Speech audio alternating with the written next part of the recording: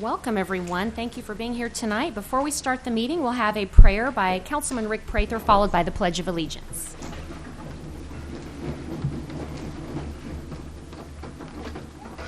Lord, we ask you to open our eyes that we may value and appreciate all people, recognizing what we have in common, rather than focusing on our differences or what they might be. Inspire us to distinguish between what is important and what is not, and guide us through the decisions that we make this evening, so that they may be more reflective of your will and not our own. In your name we pray. Amen. Amen. I pledge allegiance to the flag of the United States of America and to the republic for which it stands, one nation under God, indivisible, with liberty and justice for all. Welcome, everyone. I'll now call to order the Monday, August 19th, 2019 City Council meeting. Mrs. Donaldson, roll call, please. Fitzwater. Present. Graham. Present. Hensley. Present. Hussey. Present. Kimna. Here. Mahalovich. Present. Prather. Here. Schreiber. Present. Ward. Here. Wiseman. Present. Item 3, I'll entertain an adoption of the agenda by adding item 4C, the Lincoln University USDA group from Jordan. Is there a motion to approve? So moved. Second. Any further discussion? All in favor say aye. Aye. Any opposed? Motion passes. Item 4, miscellaneous agenda items. Item A, we would like to recognize Miss Shelby Welling for her recent crowning as Miss Missouri Preteen. So we would like to welcome you, Shelby, and you're welcome to come up to the podium. Thank you guys for having me. So for you guys who don't know me, hi, I'm Shelby. I'm 13 years old and I'm attending 8th grade at Thomas Jefferson. So the pageant system that I do is called National American Miss, and I love it because it's a great opportunity to get to make friends, and I had to do an introduction, an interview, and a formal wear to win my title, and I'm very excited to go to nationals and definitely to go to Disney. That is very exciting. So Nationals is coming up soon? Yes, it's in November. Wow, very exciting. Well, I can see why you won with your dynamic personality. And what was some of your favorite things that you? I loved getting to just meet so many different girls from all over Missouri, and I loved getting to just get to make so many memories with so many girls. And my favorite part was definitely formal wear because I just got to have fun on stage. I bet. How exciting. Well, your crown is so beautiful and Thank your you. sash, and we're honored to have you in this position from Jefferson City, and we'll be watching, and we're just very thankful that you came here tonight to share with us on the council. And does council have any specific questions tonight? Councilman Fitzwater? I would just make a comment that I've known the family since I've been here. Her grandfather was one of my members at the Pharmacy Association in Stacy, but it was well-deserved honor. I kind of watched it through Facebook, and it was fun to watch, and congratulations. Thank you. So would you like to introduce who you have here with you tonight from your family? Yes, so that is my mom. Her name is Stacy, and then my grandma and grandpa are behind her. Great. We're really glad to have you all here.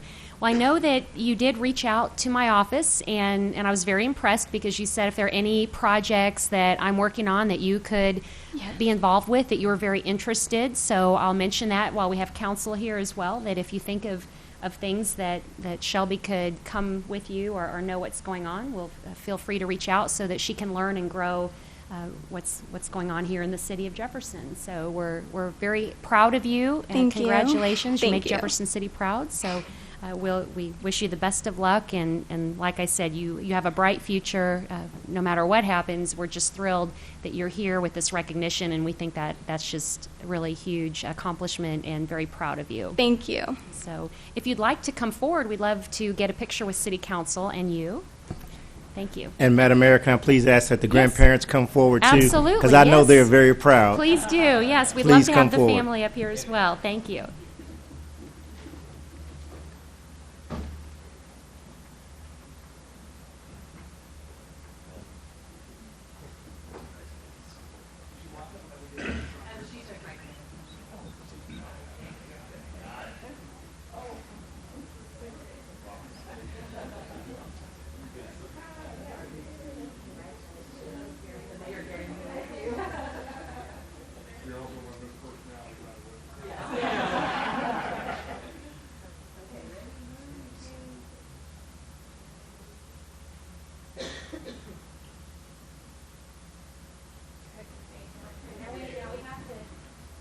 We have to get a selfie because it was City Hall Selfie Day last week and we didn't do it, so y'all are going to be in the selfie.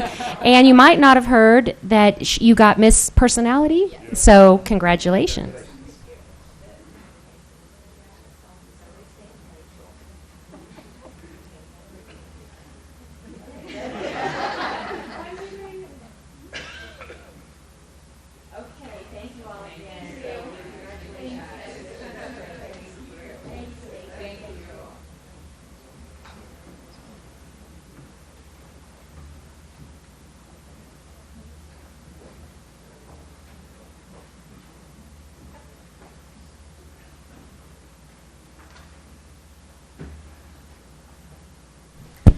The next group we have, very exciting, we're going to present a proclamation to the Lincoln University Women's Outdoor Track and Field Team, and we have them here in attendance tonight, so we would like to welcome all of you to the podium tonight while we do this special recognition. Along with their coach. Come on up, Coach. Yes. And we're very, very happy to have you all here, and while you're coming forward, I'm going to read this special proclamation. It reads, whereas the Lincoln University Women's Outdoor Track and Field Team won the 2019 NCAA Division II Championship this past May, and whereas the Blue Tigers won national titles in 5 events, including the 100-meter, 200-meter, 400-meter, and the 4x100-meter and 4x400-meter relays, and whereas, by virtue of both winning the 2019 National Championship and accumulating a team grade point average higher than 3.0, the 2019 Lincoln University Women's Outdoor Track and Field Program was named the National Scholar Team of the Year by the United States Track and Field and Cross Country Coaches Association. Wow, congratulations.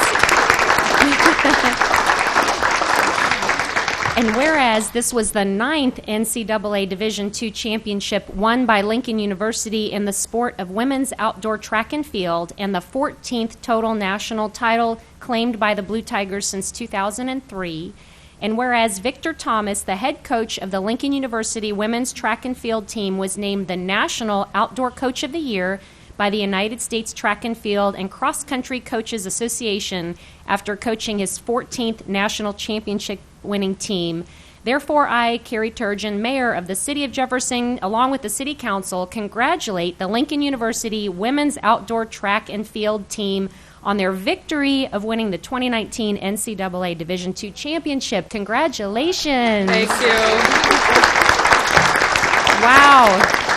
Well, that's a lot of great accomplishment there to recognize, and we're very happy for all of you, and you make Jefferson City proud, and we're just happy for your accomplishments, and while doing it, being excelling at being student athletes and having that great GPA and having a pretty awesome coach as an example, too.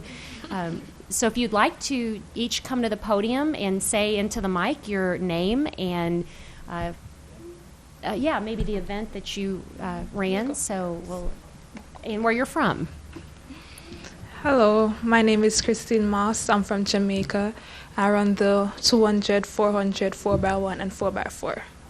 Wow. Hello, everyone. My name is Renee Medley, and I run the 4x1, 4x4, 100, and the 200 meter, and I am from Jamaica. Great. Hi, my name is Dylan Kaur. I run the 400 and the 4x4, and I'm from New York. Hello, my name is Kissian Brown. I'm from Kingston, Jamaica. My events are the 400 meter hurdles, the 400, and the 4x400 meters. Good evening, everyone. My name is Rashida Blake. I'm from Montego Bay, Jamaica, and my event is Triple Jump. Hi, I'm Cheyenne Vandenberg. I'm from Guyana, and my events are the 1, 2, and 4x1. Hello, everyone. My name is Renee Ambresley, and I run the 400, 4x1, and the 4x4. Good evening. My name is Malali Isiafa Bangora. I'm from New York, and I run the 1, 2, and 4x1.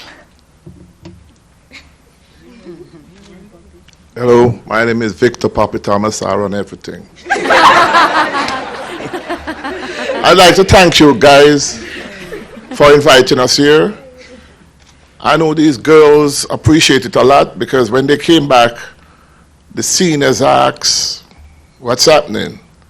I had to tell them that because of the tornado? Yeah, they were on low profile. So we appreciate this a lot.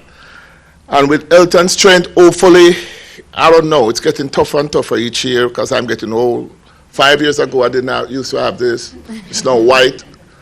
So hopefully, with a little more strength, a little more health, a little more luck, because this is our luck, we can win maybe 1 or 2 more during my lifetime. Thank you for having us. Well, thank you and congratulations. And we would love to get a picture. If you all, are there any questions of council or comments? No, I just want to say, I know we said it earlier that the things that they do on the track, but what I'm most impressed about is the way they carry themselves on campus and then what they do in the classroom. Certainly they set examples for others to look up to as well. So, and to Coach Thomas, once again, congratulations. This is ring number how many? 14. 14. I mean, you got the 10 fingers, and now you starting on your toes.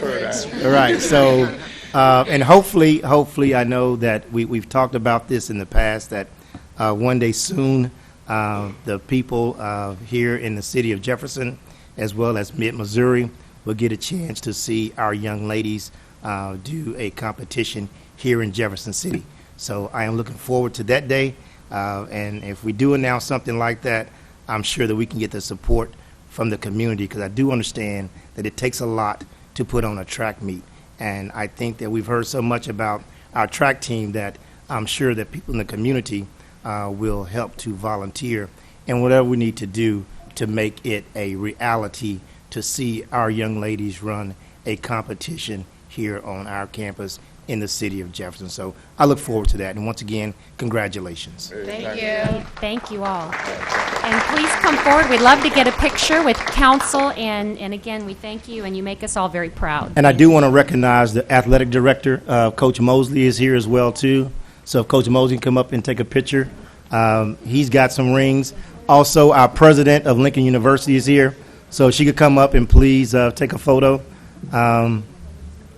as well.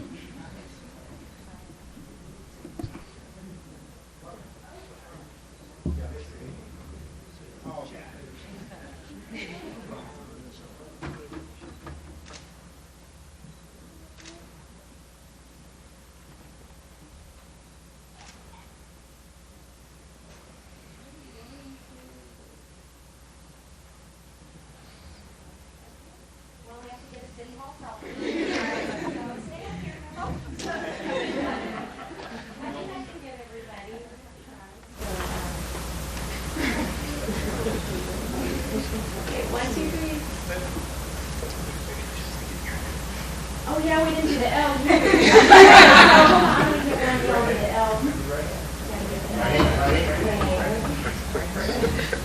All right, ready? Okay, 1, 2, 3. Awesome. Okay. Congratulations.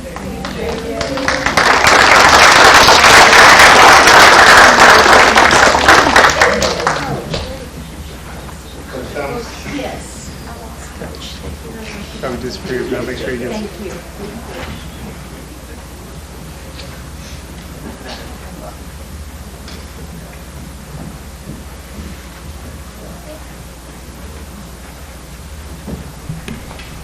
And now we're excited to have another recognition for Lincoln University. Item C, the Lincoln University USDA group from Jordan. So we would like to welcome the group forward. And like Carlos mentioned, we also have our president of Lincoln University, Gerald, here. So if you would all like to come forward, we would love to recognize you for being in Jefferson City and tell us a little about, maybe Carlos will do a quick introduction, but you're all welcome to come up to the podium. So Dr. DeWeek serves as our Dean of Agriculture on our campus. He just had the interim tag taken off his name a couple of months ago, and he is doing a fantastic job with the Department of Agriculture. So also in the audience, I must recognize our Vice President for Academic Affairs, Dr. Alfonso Sanders. Dr. Sanders, will you please stand, please? This is Dr. Sanders. He is our new Vice President for Academic Affairs and Provost. He is coming to us from Mississippi Valley State University, and certainly we're happy that he is here in Jefferson City with us. But this time I'm going to turn the mic over to Dr. L. DeWeek to talk about our guest that we have with us. And I had the opportunity, and Madam President did earlier in the week, to meet these individuals, and so we're glad that you're here in the city of Jefferson. So, Dr. DeWeek, it's all yours. Thank you, Mr. Graham, and thank you, Mayor, and all the guests here. We are very honored, really, at Lincoln University to be awarded a competitive grant, and this competitive grant is nationwide. And USDA has chosen Lincoln University and College of Agriculture for us to host this group from the Kingdom of Jordan. And this award came through the Foreign Agriculture Services. And the program is for the fellows who were selected by USDA from the Ministry of Agriculture at the Kingdom of Jordan, for them to come here at Lincoln University and learn get extensive education on extension and what we do in extension for 2 weeks. So they'll be joining us for 2 weeks. They finished their first week, and I can tell you it's intense, very intense program. They are learning quite a bit. They are enjoying what they have seen.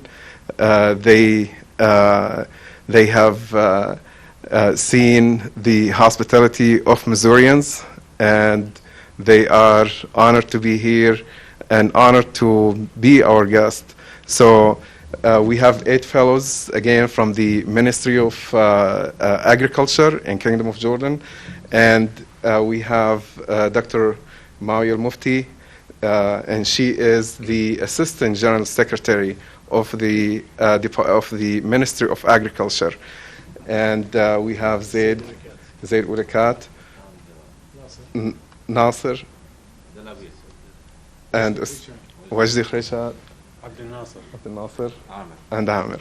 So they will be here with us for another week. So again, they're touring different, also visiting with farmers in Missouri. So, but again, we are very honored to have this program to be selected by USDA to be executed at Lincoln University. Thank you. Thank you all for being here. It's an honor to have you visit our City Council meeting, and we're very proud of this program at Lincoln University, so thank you for highlighting that for us this evening. Are there any questions of Council or comments? Okay, well, we're happy to welcome you here, and if you would all like to come forward, we'd love to get a picture with all of you as well at our City Council meeting, and we'd like to also welcome President Gerald and Vice President Alphonse to come up as well. Thank you. Thank you. Thank you.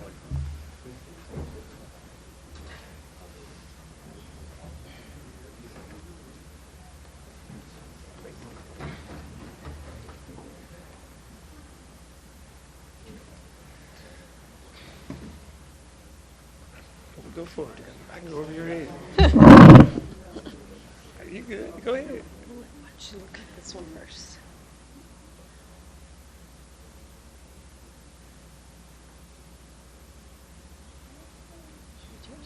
Yeah.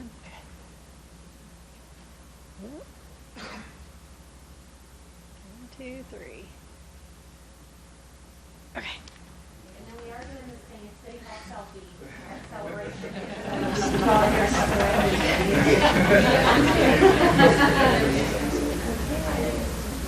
Like this? Perfect. And you can do the L for Lincoln. Okay, 1, 2, 3. Wonderful. Thank you. Thank you. All being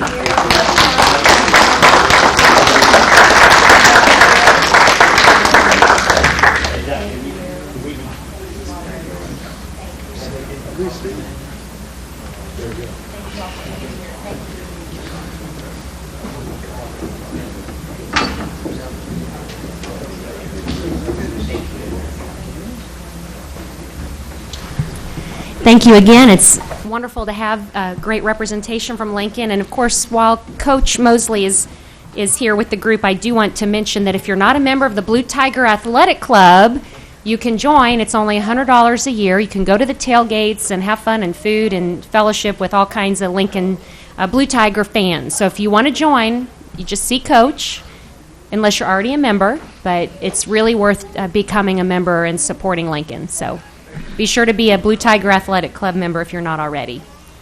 Thank you all for being here. Item 5, public hearings. We have item A, the Bill 2019-2020. I'm sorry, 2019-36. Let's try that.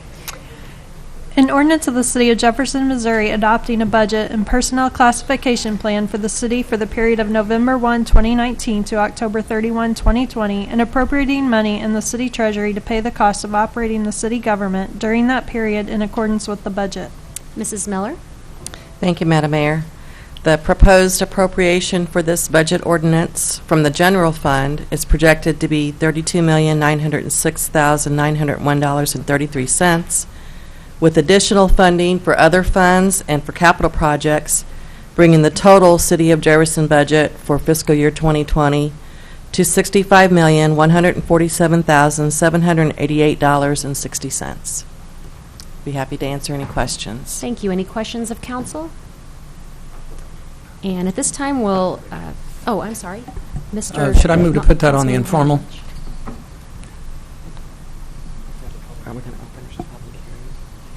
We need to open it for public hearing first. Okay. But after the public hearing, would that go to the informal then? First. Yes. No, second.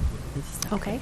And that's because we're still having our ongoing budget meeting. So at this time, we'll open the public hearing portion of the bill. Is there anyone here that would like to speak on Bill 2019-36?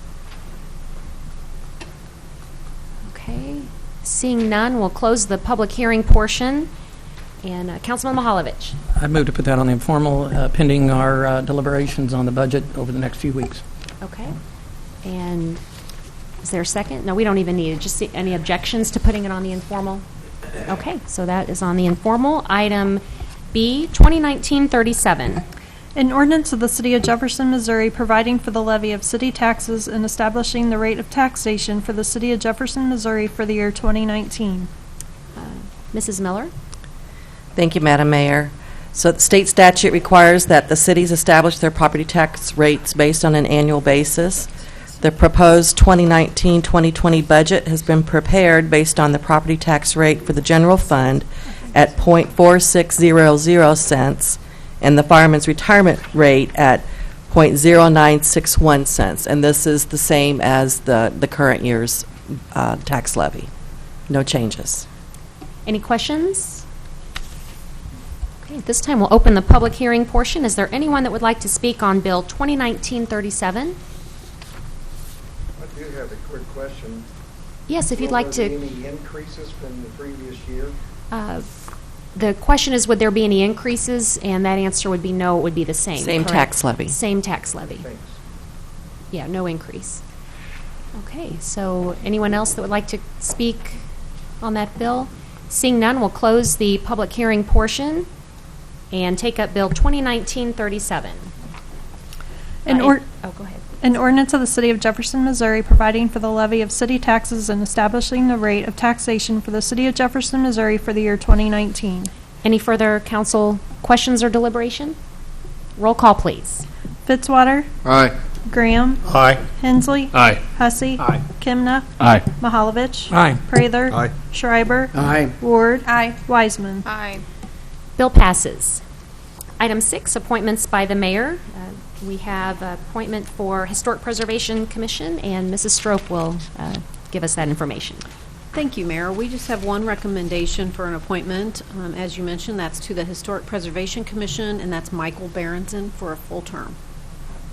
Any questions or council discussion or a motion to approve? So moved. Second. Any further discussion? All in favor say aye. Aye. Aye. Any opposed? Motion passes. Item 7, presentations from staff, consultants, and invited guests. I'd like to invite to the podium Mr. David Bandre to give us an update on 202 East High. Welcome.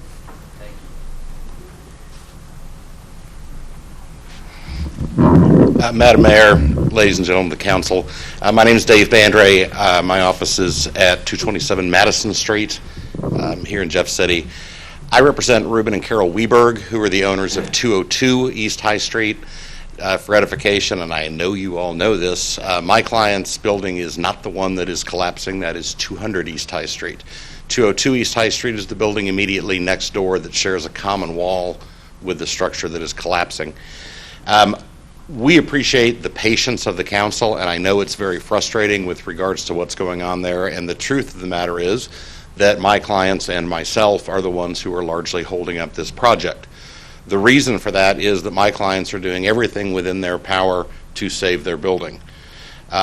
We are in the hands, of course, of insurance companies, which is a reality with which we have to deal. I recognize that is not the most fabulous position to be in, but we are there. We have several engineers who have agreed that my client's building is infinitely worth saving. We initially had some difficulty with the coverage issue, whether a partial collapse of a shared wall was going to be a covered event. I believe we have determined at this point that it is. And we have received several bids on the cost of tearing down, well, in no particular order, in tearing down both buildings, in tearing down 200 and preserving 202, in tearing down 200 and the wall to 202 and building a new one, and in fact several other options as well. Those numbers just came in on Thursday of last week. So those have been submitted now to the insurance carriers and to the owners of 200 East High. Very briefly, and if you guys have questions, I will do my best to answer them within the confines of attorney-client privilege with what I can tell you. But again, the goal of my clients is to keep their building. This is my client's retirement plan. That's why they bought this building. They've had it rented out continuously since they purchased it. It's a beautiful building. Regrettably, when they built things at that time, there literally was a wall on the north and the south of it, and they shared those walls. It's not how we would build things today, but that's a reality of construction in 1905. And so we're somewhat stuck with it at this point. For what it's worth, and it's probably not worth much to you guys at this point, I do think that things will move quite a bit quicker now that we have the insurance issue resolved. I am happy to answer any questions that there are. I think we all acknowledge that 200 is going to have to go. 200 could be torn down tomorrow. The issue is the common wall. My clients are in a position that if they can come up with the insurance money to build it, they're going to rebuild that common wall and save what is a historic building in downtown Jefferson City. What then happens to the lot where 200 is, that is anybody's guess.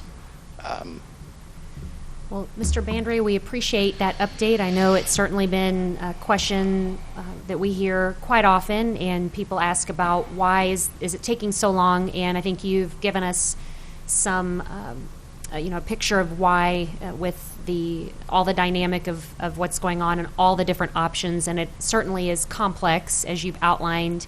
And if taking the amount of time to work through those options could possibly preserve one of the buildings, then we appreciate the extra thought and work that's going into hopefully being able to preserve, because nobody wants to see any of the buildings come down, much less more than what would have to come down. I appreciate that, Madam Mayor, and I would add to that, and I know this is not what you guys want to hear, but there is a common wall, of course, on the other side of 202 as well. And so as we've now reached the stage in this where we're at, we're now having to look at the impact on 204 East High with what happens to 202. So needless to say, if we can save 202, that definitionally will save 204 as well. We don't know where we're at on 204. Love to be able to tell you. It, from what everybody says, that building is built like a tank and we won't have any problems with it, but I'm not an engineer. Well, I'm glad to hear you're getting some of the bids back and some information from the insurance companies. It's taken a while, because I know certainly our goal is to get it resolved as quickly as possible, considering the circumstances that surround it. Are there questions of council? Councilman Graham? So, thank you for being here. So, are you saying that 202 is structurally sound? Let me answer that this way, sir. We have the opinion of one engineer that says it is not, and I have the opinions of 3 engineers who says that it is. The engineer who says it's not is yours. And so they carry quite a bit of weight. I assume engineers are like plumbers and everything else, that there's going to be disagreements on how these things happen. But yes, sir, it is my client's belief that 202 is structurally sound today, and with work on that common wall can be structurally sound for many, many years. So 3 people that you guys have contracted, I assume. 2 that I've contracted, Okay. and 1 that the city has contracted, have said it's secure. 1 other that the city has contracted with has said it's not. So I don't know if this requires our person from the city getting in the room again with these individuals, because I'm very concerned of how long this, I know it's a process, and I might be just one person speaking, but from what I've heard from some of my constituents is that it is an eyesore. Something needs to happen. It's been drug on for too long. So I don't know what else needs to happen, but somebody needs to get in the room and make some type of sound decision so we can move forward, because that is an eyesore. Something needs to happen. And that's all I'm saying. There other council discussion or comments, or would staff want to respond to that within the realm of what we can respond to, knowing that there is the legal issue? And I would just say, Councilman Graham, I appreciate your position on it, and you're right. And all I can do is assure you that not a day goes by that we're not working on this.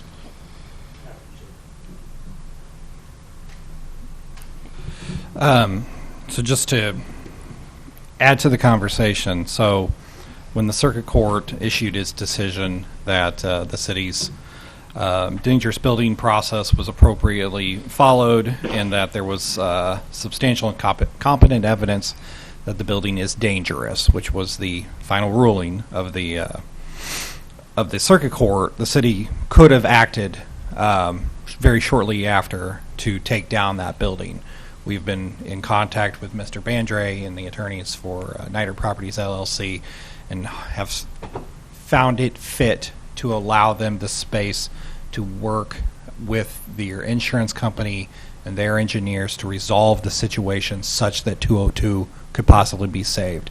The city's solution to this, if we were to act fast back in July, would be to take both buildings down.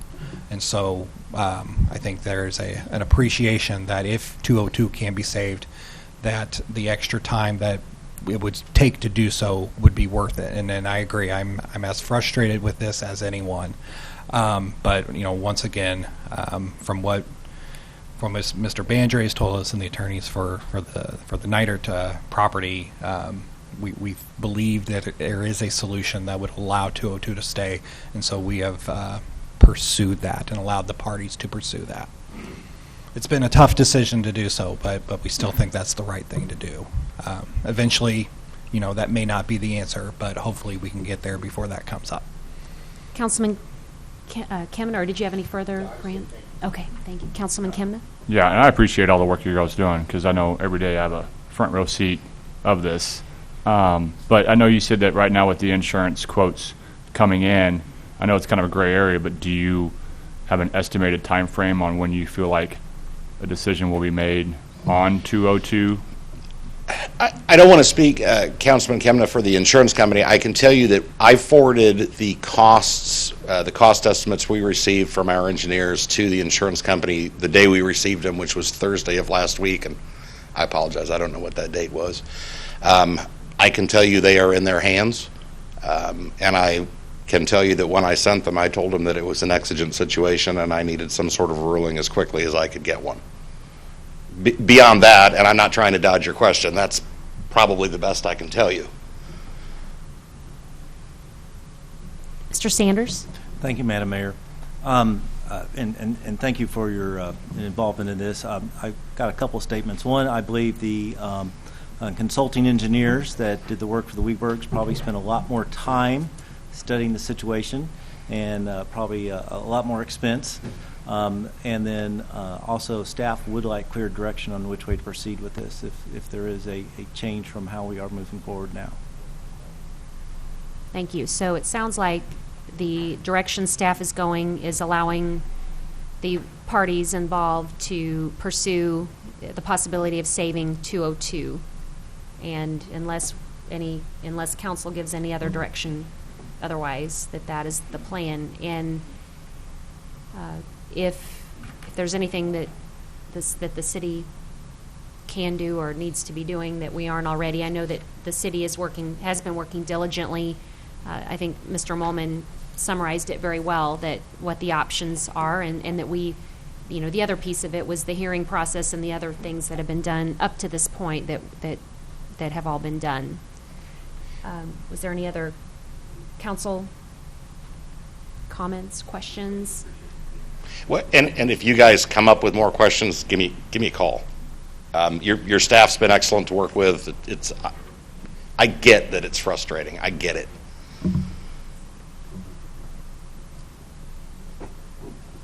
Mr. Kroll? And so we do appreciate, again, all the efforts, but it is an important and an imminent situation that I know you're working on, but it also doesn't preclude our staff from being able to make a decision to go ahead and do the demolition if that gets to that point, which we hope it doesn't, but we certainly appreciate your efforts to get it resolved quickly. And if there is something that we can do to assist, please let me know. I would just ask that if the board reaches the stage that they decide with demolition, it is possible to tear down 200 and leave 202 and the common wall standing. Now, it is much more expensive to tear down 200 because solely 200, because in doing so, one would have to protect the common wall. All I would ask is that that's something, Mr. Crowell, that you and your staff would at least look at as an option, understanding it's going to be more expensive to Mr. Neidert and his property, but would potentially save my clients. I know that's a very in-depth decision. I'm obviously not, wanting that done. But that is something we'd appreciate it if you'd at least look at. And if you reach that step and would like to discuss that in further detail, please give me a call. I will make myself available. So with that, I appreciate the opportunity to speak, unless there was anything else. Thank you. We'll continue whatever. Mr. Sanders? Thank you, Madam Mayor. I was wondering if it would be possible to have some sort of time frame or update process to city staff so we know what's going on and we can inform the council. I would say tell me what time frame you want an update within, and I'll get it to you. I mean, if you want something on every Friday, whatever you want, really, I'm happy to provide it. We've all got other things to do, but but I would be happy to try to keep you in the loop. I would say if you and Sunny could connect on that piece and then keep council informed, but also whatever the city can do to put pressure on with what you're working with to let your client know. I know you're giving them that word, but they also need to hear it from the city, and that we have this meeting, and that whatever pressure the city can apply for them to make those decisions as quickly as possible, that we would look to our staff as well to get that to you. Yeah, so before we meet in 2 weeks, so we could have an update for council before that. Sure, he and I will talk a little later this week, and then we'll be providing you updates then as we discuss. And then it helps to get that out in the public too. So thank you very much. Thank you. Okay, and next we have item B, the concrete street repair update. Mr. Marash. Thank you. And our Public Works and Planning Committee heard this topic last week, and they asked us to bring it to the council and just give a short presentation that we gave last week. And basically, one reason for that is I'm sure many of you hear, hey, I have the street, it's bumpy, it's got cracks in it, it's unsightly, that kind of thing. And so I think the group last week thought maybe this would be good for the entire council to see. But basically, as of late, we've started trying to address some of our concrete street joints in a different manner. And there it is. So, I'm sure many of you, and you can still find these all over the place, where you have a concrete street, the joints begin to deteriorate, and we'll go out and we'll put asphalt in, trying to keep the water out of them. Advantages, it's fairly inexpensive, it's very quick, but it's pretty unsightly and kind of a short-term way to address this. And this is New Bedford Court, where we tried a little different method. This is a before picture, but you can see every joint out there is spalled and deteriorating. Some of that's from chemicals in the wintertime. Then also in this particular neighborhood, we have a sprinkler system, probably a lot of fertilizers in that going into this same system. So we tend to find that issue with a lot of sprinkler systems and well-maintained lawns like this. But everybody likes their lawn, and I can understand that. In the past, the city has undertaken some overlay of concrete streets. This is an example of one in Sylvan Hills, and so often here we'd like an overlay of our concrete street. We haven't done this in recent years. A couple reasons why. As you can see in that picture, just after a couple years typically of an overlay, all the joints in the concrete street come back to the surface. We have to be right on top of them, sealing those, keeping the water out. Any water gets in there, you have an almost immediate pothole the next year. So we're constantly revisiting those. Then the asphalt overlay doesn't last nearly as long either. We have to go back and, once we start this process, continually overlay the street in a much shorter time frame than, say, an asphalt street would need an overlay. So that's probably not sustainable.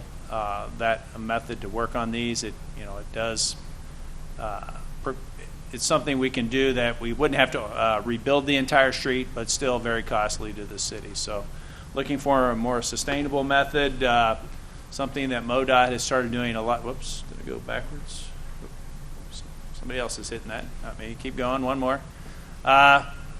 Something MoDOT has really started using as of late, and it's starting to catch on, and so we're trying to do it as well. We did on New Bedford Court. Basically, go back out with a small miller, mill out the joint, get down to sound concrete, maybe 1.5 inches, 2 inches at the most, maybe 18 inches or so wide, and we clean out those joints. So this is already, the sprinkler system has filled them up with water when we took this picture, but got to let those dry out, clean them out really well, and come back with a patch material that more or less resembles the original concrete. So it's more sightly, and I think the residents are more accepting of the look when we're finished.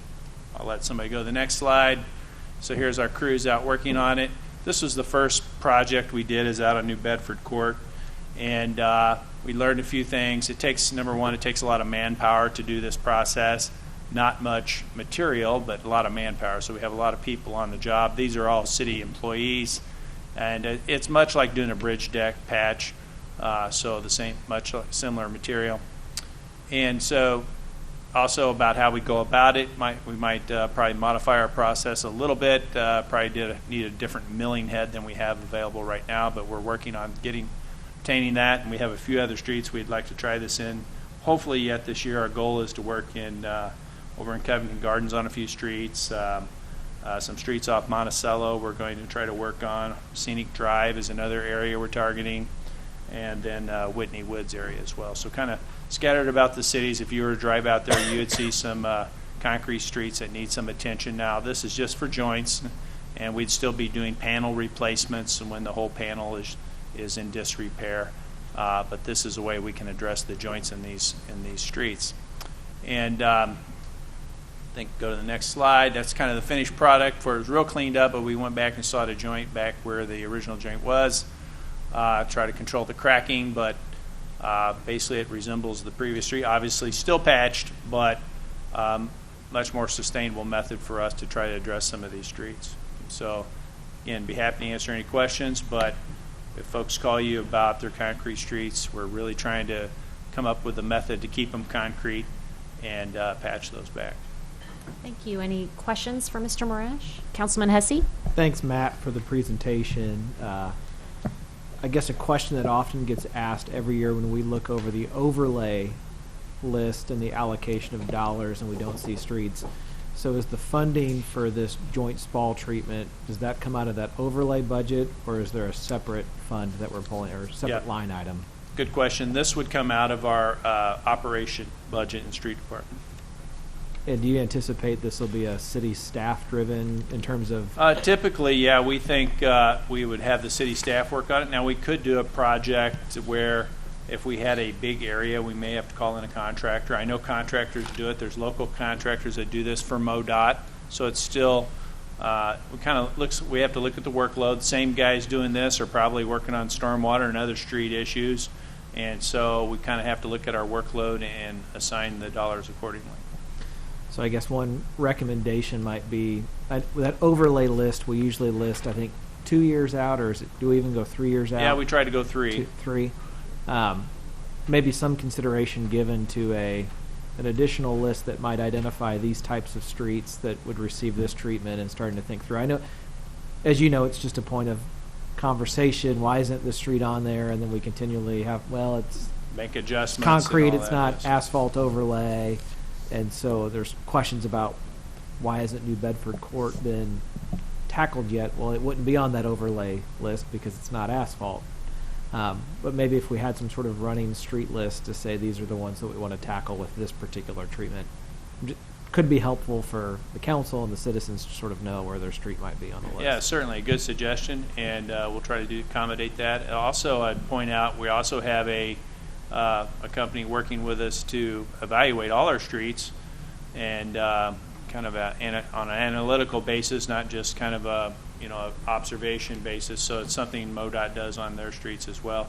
So we're using that technology, and we will hopefully have that finished up by this winter, and then we can get an idea of what condition our streets are in overall, and maybe develop a budget. If we are going to get everything to good condition in the next so many years, this is the kind of dollars that would take. So that's kind of the goal in that study, and we hope to finish that up yet this year. Councilman Mihaljevic. I don't want to go down this path too far, but I do appreciate this. This may have hope for St. Mary's Boulevard because much of that is concrete, and that's been on the overlay district for overlay plan for a few years back, and I've been vocal about needing some attention in some sections of that. So. Yeah, now this isn't the silver bullet for everything. I want to point that out, but it is a new method we're starting to try to utilize a little more often. So. Any other comments, questions? Okay, thank you for the update. Thank you. All right, our next item is item 8, announcements by mayor, council, and staff. So we have our committee meetings at jeffersoncitymmo.gov. Are there any committee announcements? Councilman Mihaljevic? Budget this Thursday, 5:30. We'll start on the parking lot most likely, and we will need, if you're not going to be able to be in attendance, let us know, please. Okay. Any other announcements for committees? Councilman Graham? If you have anything that would like to go on a public safety meeting, committee meeting that's scheduled for the 29th of this month, please email Kay so that we can put that on the agenda for our meeting on the 29th. Okay. Councilman Hussey? Hey, Councilman Mihaljevic, for the sake of those in attendance and watching, could you define quickly what the parking lot is? Not an actual physical parking lot, but what we mean by that? Yes, maybe that does need some explanation. You mean we're not going to meet out in the parking lot? Show up Thursday to find out, and tune in to JCTV. No, the council will decide what things that wasn't included in the budget as proposed, and propose them in a placeholder, and that placeholder is called a parking lot. And then the council is directed by our own internal working rules to find an offset, at least at the next meeting, for what they place on if it's an expense item. So the fun begins Thursday. Stay tuned. Great. Other committee reports or meetings? Okay. Item B, the Missouri 2021 Bicentennial Moment. I'll remind everyone that the bicentennial will be in August of 21. So here we are in August now, so we can be thinking that the 2-year countdown, and even though that sounds quick, it will be here before we know it. So we are working on planning, and we're encouraging every county in the state of Missouri to have an event. Item C, the City of Jefferson United Way Pace Setter Campaign. And I think we might have a slide to describe this. Oh yeah, as a matter of fact, we do. So this is our very own councilman, David Kemna. David, maybe you could explain this. So a lot of corporations around the city will kind of join forces to raise funds for the United Way and Pennsylvania. What is actually a junk booth, so we were encouraged to dress up and but I did support the spin scooter, so that was helpful. But Central Bank, City of Jefferson, many others will try to raise funds through that way. And then I think the next month is kind of a citywide campaign. So they're also continuing to try to raise their goal. I think it's still as well over $2 million. Well, we appreciate your involvement, and thank you for representing with the spin scooter, but there might be an ordinance about the gold pants and a spin scooter at the same time. I don't know. You might have to check that next time. But good for you for getting out there and raising money for United Way. So any questions for Councilman David at the moment? Okay. So at your place, you'll see that we do have a pledge card for all of our council members, and we always strive for 100% participation. You might remember a few years ago when Mr. Kroll came in with his monster outfit, if we all had 100%, right? Wasn't it? So if we do 100%, Steve's going to do something. I don't know what, but he'll do something. That same thing Dave was talking about. I'm not so sure that's it. We'll figure that out. Maybe we'll get it'll involve a spin scooter, maybe. So we'd like to get 100% participation, so you can fill this out. So the City of Jefferson campaign is almost finished. By this week, we really need these cards back from City Council. You can do a payroll deduction or check or cash. So Jennifer in my office will collect these, so if you want to just fill them out tonight.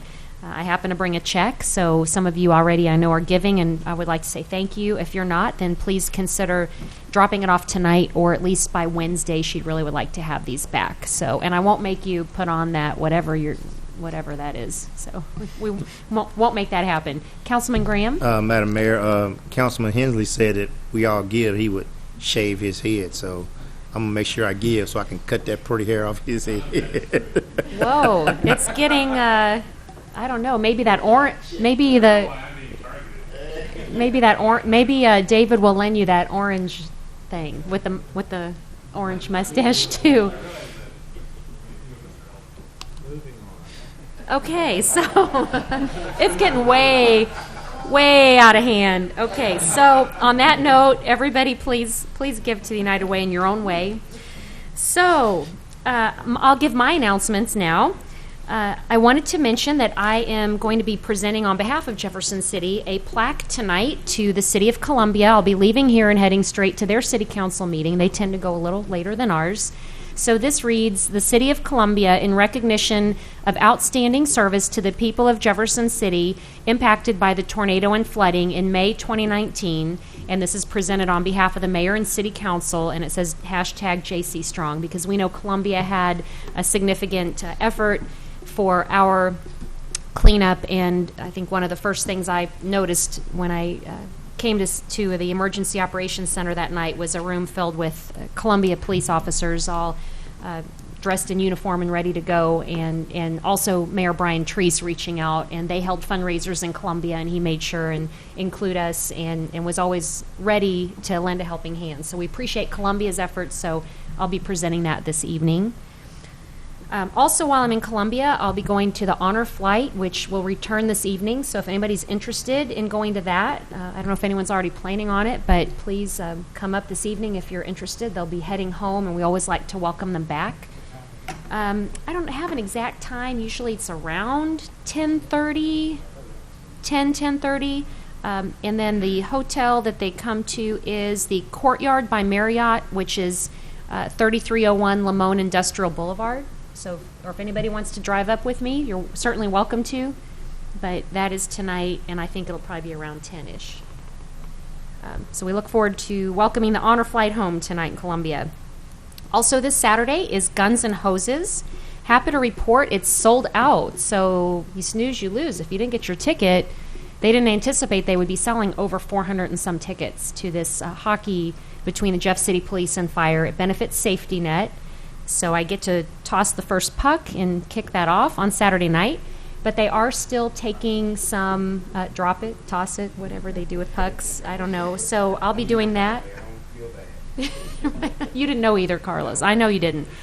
So they are still taking donations for Safety Net. So whether you can go or not, please consider giving, or you can come to the Ice Arena that night and purchase a T-shirt to raise funds for that. And I'm sure they would still take sponsorships. Each player has to be sponsored, so consider that. Also on Saturday, we had the concert inside the walls, which was actually the concert inside the fairgrounds because it was going to be at the penitentiary, but we all know that was moved to the fairgrounds. And that was a revival. They called it Redemption Inside the Walls, and they had the Christian rock group, the Newsboys. Y'all remember because we sang them at the last meeting. So they gave out awards. The News Tribune had a contest, and people could submit their heroes of the event. And each of the heroes received this piece of wood that was from a tree that had fallen during the storm. So they gave these really neat awards out. It's my understanding Councilman Hussey made a nomination. I believe Cassandra Huckabee was one that you nominated, and it was neat to hear her story. Appreciate you taking the time to do that, along with all the people who were nominated. And I know there's many, many heroes of the storm, but it was neat that they actually turned the concert into more of a recognition. They called it Stronger After the Storm. So we got one here on behalf of the mayor and the city, so I'll put that in the mayor's office. So that was quite an honor. And we also called it Newsboys Day. And then also Baby Leah Hargrove Day on Saturday, because baby Leah was born with some challenges. And so she's a year old, and they held the concert as a fundraiser. They had some auction items to raise money for her care, and she was there, and the Newsboys got to meet baby Leah, and we're very inspired by all of those stories. But I do want to mention that night at the concert that they did call on stage, if anybody knew the rap portion of Jesus Freak. Anybody know that one? Not in this room. So one of their very famous songs, Jesus Freak. So who raises their hand? It wasn't me. I know you're thinking.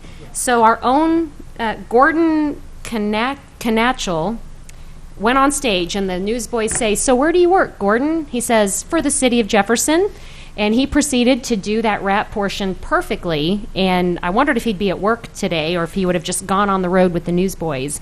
So when you see Gordon, his new nickname is Gordy. So the lead singer of the Newsboys called him Gordy, Gordy, Gordy, Gordy. So that's what he was called now. So we're very impressed. So the city was kind of well represented, but I had to call Gordon out. He has no idea that I called him out, but next time you see Gordon, tell Gordy that he did a great job on stage. But it was a great weekend with all those events going on. And then I did touch on City Hall Selfie Day, which was last week. So that's why I took those selfies tonight, so I can get those submitted, because I don't want to embarrass the most selfied mayor in history that didn't get a City Hall Selfie Day. So I think we will be fine now. So with that, are there any, I have Mr. Sanders is going to make an announcement, but any council announcements first? Okay, Mr. Sanders. Thank you, Madam Mayor. As you're aware, we're working on the update of our comprehensive plan, and we're in our public involvement portion of it, our first public involvement section of it. And we have 3 activities coming up. One here on August 29th, a community workshop. We have another community workshop in mid-September, and we're having a land use visioning mapping exercise in October. So if anybody's interested in providing input to the document that helps guide development and activities in the city, you can go to www.jeffersoncitymo.gov, and it's /comp plan update, and you can find out everything you need to know about those meetings. And we encourage everybody that lives, works, or plays in Jefferson City to attend and tell us what you think and how you'd like the city to be in the next upcoming years. Thank you. Great. Any questions? All right. Thanks for the update. Item 9, Lincoln University student update. Ms. Carolyn Wanjaro. Thank you, Madam Mayor and Council as a whole. On behalf of Lincoln University, I would like to thank each and everyone who came out to Casino Night. Unfortunately, I was not able to be present. However, I saw all the pictures Madam Mayor took with all the attendees. And as you can see from the presentation from the women's track and field team, the funds that are provided on nights like those, they go to support what they do. It's not an easy task to have a track team, to have them travel all around the country when they have track meets. However, when you show up and you show out and you show your love and support for the Blue Tiger family, that is what the funds go towards. School started officially today. fall 2019. Well, the 2019-2020 school year started today. It's exciting because I graduated in May. I'm a little bit nervous, but I'm excited as well. And I look forward to having an amazing grade year. Thank you. Thank you, Carolyn. Welcome back to school. Glad, good luck with your school year. Thank you. Item 10, presentations from the gallery on specific bills or resolutions, and these are limited to 5 minutes from the podium. If we will start with, we have several people, I think 6 are signed up this evening. Mr. Gary Strump? Stroop? Yes. Okay, welcome. So it's S-T-R... O-U-P. Okay, thank you, Mr. Stroop. Yes, and I have a handout for the council if it would be... Sure, if you would like to give that to Ms. Donaldson, we can pass it around. Or Sonny can pass it. Thank you.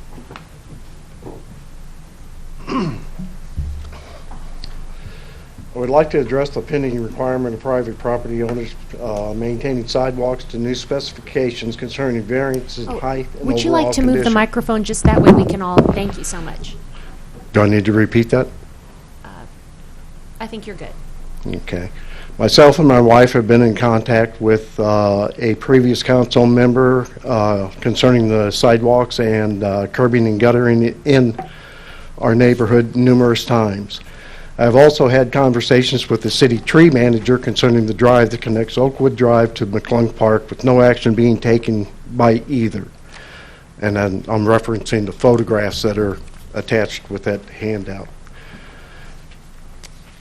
Note that the sidewalk, city curb, and the park drive are not ADA compliant, and as an additional safety code violation being the lack of railing along the walk in the park itself. The gravel on the park walkway inside the park would most likely be an additional ADA violation, with the photograph condition having been in that condition for at least 2 years, probably closer to 3. These are all things that I have brought to the attention of representatives of the city and the city park board, and there has not been action by either. Considering these facts, I believe the city should focus on maintenance responsibilities. Typically, sidewalks are replaced in conjunction with curbing in a neighborhood, and at least in the instance of my neighborhood, this should be the procedure. Considering the ADA and city code violations that need to be they need to be corrected immediately. Also, the named street access from Oakwood Drive to the park into Fairmont Circle should be subject to snow removal in winter, just as the public is responsible for snow removal along sidewalks. Only on occasion hasn't been cleared, and that occurred when I called and complained. The last response I had from the street department was that the street was the responsibility of the park board. I kind of found it a little bit funny that the street department would not clear this access, even though I observed them clearing other entrances and parking areas of McClung Park. My home is now located in a historical district, as are the properties along Lafayette Street and Capitol Avenue. These areas have received new sidewalks, curbing, and even period-style lighting. My question is, who paid for those improvements when many of those properties are or were under condemnation by the city? My guess is the citizens of Jefferson City and not the individual property owners. In conclusion, I believe that before the city tries to make new and enforce new regulations, the city should look in its own backyard and maintain what they are responsible for. The aforementioned items are all within view of my home, and I am sure that there are other homes, neighborhoods that have similar situations. Any questions? Thank you. Any questions for Mr. Stroop? Okay. Thank you, Mr. Stroop, and maybe staff could connect with Mr. Stroop. Mr. Sanders, maybe at some point, his phone number's on here, if you all could connect about some of the questions about the sidewalks in here. Or would that be Mr. Morash? I'm sorry. Mr. Morash. Okay. Thank you. Okay. Item 2, Mr. Roger Schwartz to speak about Bill 2019-40. Welcome. Good evening, Mayor and Council. My name is Roger Schwartz, and I live at 515 Eastland Drive. I'm here this evening, too, to speak in opposition to the sidewalk bill, 2019-40. And the issue is that the bill requires the property owner to maintain the sidewalks to within 1/4 of an inch. Well, I brought my handy-dandy number 2 pencil along, which happens to be exactly 1/4 of an inch thick, if you've ever measured one. So I took my pencil, and I actually submitted a picture. I don't know if we can call that up or not, but I took my pencil and my straight edge, and I walked up and down Eastland Drive just to check to see how many property owners would be in violation of this 1/4 inch ordinance. How many do you think are in violation? All of them. There wasn't a property owner that had a joint that didn't pass this, and I just laid the straight edge down and slide the pencil underneath. If it slides underneath, it doesn't touch, it's in violation. In fact, I came early enough tonight to check the sidewalk right outside of City Hall. Well, I found 2 joints up here next to the police department also that would not comply with the 1/4 inch. So my guess is that every sidewalk in the city that's more than 10 years old is going to have joints that fail this test. So it doesn't seem like a reasonable thing to do for the city to require the citizens to maintain a sidewalk to this standard. The sidewalk on Eastland Drive, I would say, is in reasonably good condition. I mean, I walk it all the time, and I certainly don't have any trouble tripping over joints because they aren't off very much, but everybody's got some that are off a little bit. Here's the other issue is you're requiring the property owner to maintain them. What neighbor goes and builds something over here on their property and then goes next door and tells their neighbor, you're going to have to maintain this to a very high standard? Well, the neighbor would laugh at him. But that's what this ordinance really does to the citizens of Jefferson City, because in the case of Eastland Drive, the city built the sidewalk on city right-of-way with city funds, and now you're turning around and you're asking the property owners to maintain it. In the past, the city has maintained sidewalks. They've let contracts to fix and repair sidewalks. So it would seem appropriate that we would continue to do that and you not ask the citizens to maintain the sidewalks at such a high standard. Thank you. Thank you. Mr. Schwartz, any questions? Okay. Councilman Mahalovich? I'd like the staff to address the how the city builds and maintains sidewalks, because some of that's not my understanding. Now, I know on occasions, like Apple Avenue, we invested in that avenue, and there was city and county dollars into that, but that doesn't occur in all cases. I know in certain cases we used certain grant funds. Would you want to elaborate on how we build sidewalks and how we maintain them? Yeah, it runs the gamut, obviously, but basically the ordinance hasn't changed in many years, and it's a similar ordinance across the nation and other cities and counties where I've worked, is that property owners are made to maintain the sidewalk no matter who constructs them. So typically in a single-family subdivision, we have a sidewalk ordinance. There's a sidewalk to be built at least on one side of the street, and those typically built with the home, so that would be on an individual basis, and they all link together and create a walkway. Of course, city projects, whenever we build a street, sidewalk and pedestrian transportation is integral to that. We build those with street projects. We do a lot of grant-funded projects. We're working on one right now over on Missouri Boulevard, so we have a component of the sales tax that's labeled sidewalks. And Roger is correct, or the previous person is correct, that we typically do go out and we have done sidewalk maintenance projects, and that goes back many years now.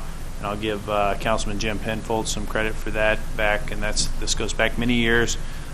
We did a big project to look at sidewalks and determine how many defects were citywide and what we should do about them. And at the time, the council indicated, once we got the study done, we tried to classify all the defects, and we did the whole city.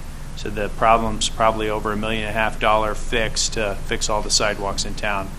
And some of those could be shaved off or ground off. Some of them had to be panel replacements, things like that.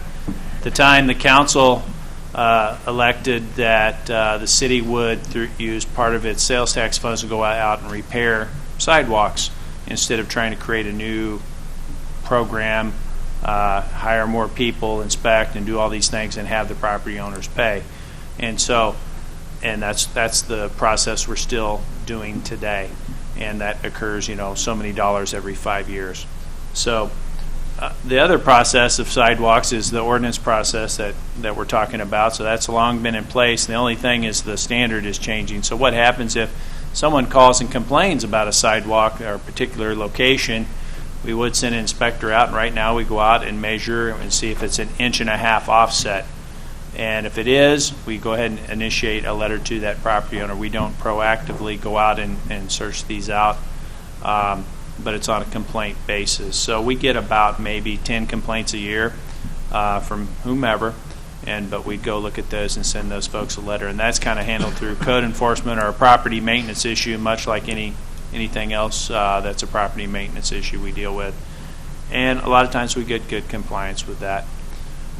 What will change is the depth. The 1.5 inches goes down to 1/4, which the 1/4 is mirroring American Disabilities Act. It says, anything 1/4 inch offset you should take care of. So that's the change. We're trying to mirror that. So if we go out now today and our inspector goes, okay, that one's 1 inch, well, no letter is generated, even though obviously I think most of us would agree that 1 inch is probably a little on the high side. And I personally agree, 1/4 inch is a very slight offset. However, the federal rule dictates otherwise, and so we're trying to mirror that to that rule. And so, I'm answering your question. I'm trying to be thorough. And so and then also on we get sued a few times a year on this as well, and typically lose, but we do try to. That's another reason we might generate a letter to a property owner. But when people sue others, they often sue the city as well. One small follow-up. And we used community block grant monies, I think, in times. And we have through, we work with community, the administrator, Jamie's here. We search out projects in certain areas to expend funds on sidewalk projects, sometimes new, sometimes repair, just depending on what might be a good project for the year. It seems like there was a program, Safe Schools, and where you could apply for funds. We would use those. We try to. That's why in the sales tax, I believe this last 5 years, it's $400,000 over 5 years for sidewalks, if I remember correctly.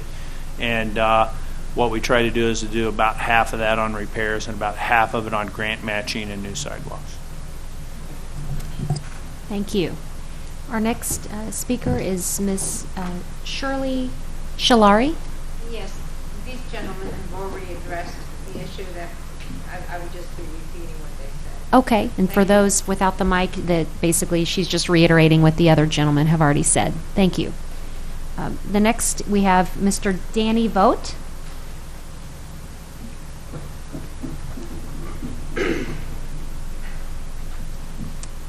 And looks like Mr. Danny and Benita. Yes. Welcome. My name's Danny Vaught. I'm Benita Vaught, and I'll just start the discussion a little bit here. I would just like to bring to Council's attention that in 2016, the community that we live in, which is known as, or sometimes called Old South Side, went through a study that was conducted by the Capital Region Medical Center. And in that study, they pointed out that the median household income in the neighborhood is about $30,000, and the street conditions are fair to poor.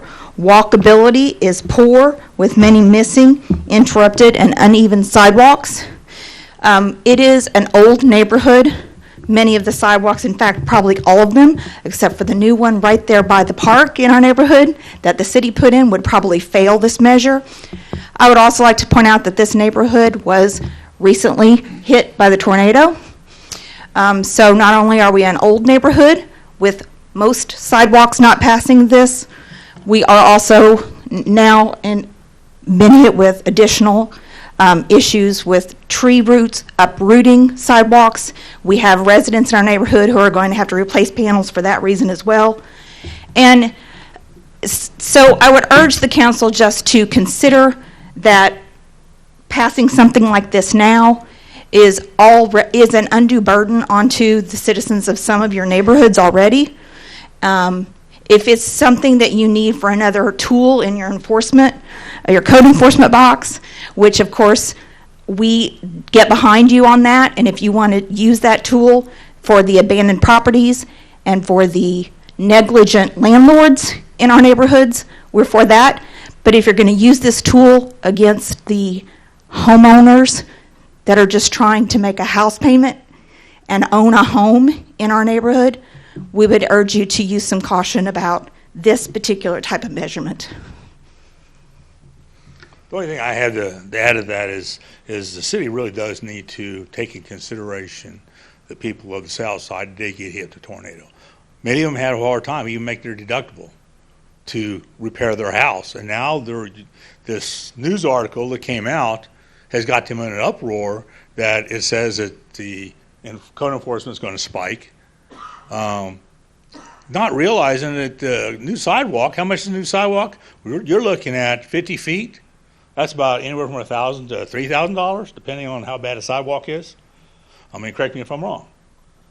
So you're talking about telling these people on the south side whose median income, again, is $30,000, having a hard enough time to recover from this tornado, and you're going to tell them that you're wanting to implement this ordinance to penalize them again. That's what they're feeling like, being penalized a second time. So I think I urge this council to reconsider. Thank you. Any questions? Okay, thank you.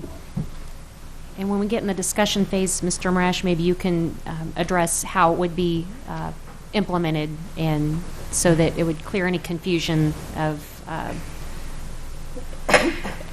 whether people would be asked to do this, or how you mentioned the process and the issues and complaint driven, and it wouldn't be necessarily. I think there could be some confusion about how it would be implemented. Item 6, we have Mr. Matt Coley. Welcome. Good evening. Good evening. Thank you. My name is Matt Coley. I'm here on behalf of Socket Telecom. For those that don't know, Socket Telecom is an internet service provider and telecommunications provider.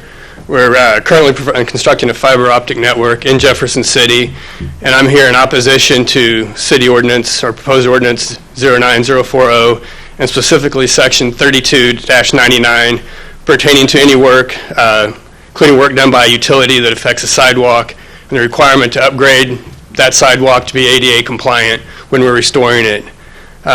This will increase Socket's cost of installation and construction of its network, therefore making it harder for Socket to meet the demand for its broadband services, of which we've had citizens and businesses asking us to provide service. It will also increase our costs and making it harder to compete. When we do construction, we fully expect to restore that sidewalk to the standard it was in when we began construction. So that's not the issue. The issue is that we're being asked to upgrade that sidewalk or curb to be ADA compliant. And we've not seen that in any other municipality or jurisdiction where we've had to build facilities. So we recently encountered this, the impact of this over at Wallway and Jefferson Avenue, where we installed facilities. We weren't aware they were going to be asked to upgrade that to be ADA compliant, so we restored the network, or the curb, to be compliant with what its standard was, and then later learned that we had to upgrade it.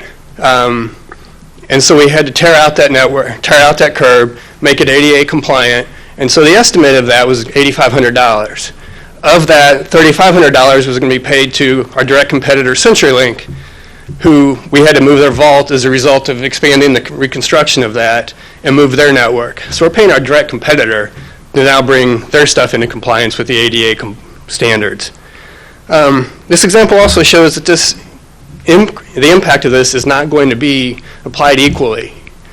We're putting the network in the ground now, being asked to do this. CenturyLink and Mediacom already have their networks in the ground, so they're not going to be affected by this, even if it is applied equally. And even if applied equally, it doesn't affect all companies equally. Some of the other companies that are affected are going to be either owned by the city or they're going to be monopolies like Ameren that don't have competitors or not going to be asked to upgrade their competitors' networks. And lastly, I would say again that we have never encountered this requirement to upgrade curbs and sidewalks to be ADA compliant in any other market. We've installed fiber optic networks in over 25 markets. We've never seen this. And I guess lastly, I'd point out that when you look at the bill summary, the fiscal impact of this is listed as unknown. So I'd urge you to be careful in passing bills when the fiscal impact is unknown on what it's going to do. Are there any questions? Any questions? Okay, thank you. Thank you. I appreciate the opportunity. Mr. Marash? I could maybe hit that one since we're right here talking about it. But besides the offset requirement, we've also tried to update the portion that he is discussing about the need to upgrade when you alter a sidewalk or a street next to one. And so to put that in the code. Right now that's been handled, been here at the city now 17 years. We've implemented that through a right-of-way permit process and under the authority given to the Public Works Director to do that when you excavate in the city right-of-way. And so we believe it has been applied fairly and to other companies that do similar work or as they go about doing their projects. And like I said, this is just trying to codify that to give another maybe level of expectation that it be done. I wouldn't, even if this weren't to pass, we would still be implementing the right-of-way permit process in the same manner unless the council specifically directed us not to. It does comply with our ADA code. We've talked to our counselor about that, Ryan Molman, about that. And I'm surprised other cities don't do this, and cities and counties I've worked in, they do this. And it would shock me that they didn't. But I can't tell you what they do exactly. But is that any questions about that? So there's a couple parts to this where we were in there changing the ordinance, so and this came up at the same time, so we wanted to make sure that it was very clear in the code as well. Further questions? Councilman Mihaljevic? Let me get this clear. So the property in question, specifically Jefferson Wallway, whatever, that sidewalk was not in compliance. The ramps were not in compliance, and then there's also some deterioration there that they increased while they did their work. And so this code also indicates that you through the right-of-way permit process, we already required this, but that you have to put it back in a like manner once you're done as well. Just generally in the sidewalk, whether it be aggregate, exposed aggregate or whatever what surrounds it. It seems to me that if you ever were if you had a situation where you didn't have ADA ramps or on a corner especially, that you'd require them to be put there. So if anybody is altering those, including the city, when we do a major overlay of a street, we'll go in and put in compliant ramps. Any of our utilities like wastewater, if they're altering a near a sidewalk, they also have to upgrade. And like I said, other utility companies do this for the city already, and this is the first pushback we've had on it. Okay, that concludes presentations from the gallery, so we'll be taking up that bill shortly. Item 11, consent agenda. Is there a motion to approve? Further discussion? All in favor say aye. Aye. Any opposed? Motion passes. Item 12, bills introduced 2019-45. An ordinance of the City of Jefferson, Missouri authorizing the mayor and city clerk to execute a $60,000 time and material agreement with Durkin Equipment Company for sensory control and data acquisition and programmable logic controller programming, maintenance, and upgrade. Mr. Marash? Thank you. As the clerk indicated, it's basically a maintenance contract with Durkin Company. It's to work on our SCADA system, which basically allows our wastewater systems to talk to each other and also talk to us remotely for pump stations and various things. System's an old system, and we're actually looking at how can we upgrade this and fully replace it, but this will get us by until we get that project going. Any questions? Okay, thank you. Item 2019-46. An ordinance amending Section 8-13, subsection A, overtime and compensatory time of the Personnel Policy Manual. Mrs. Strope. Thank you. So this ordinance amends the Personnel Policy Manual for compensation for exempt employees during a state of emergency. So normally, exempt employees are not compensated for hours worked in excess of 40 hours in a week.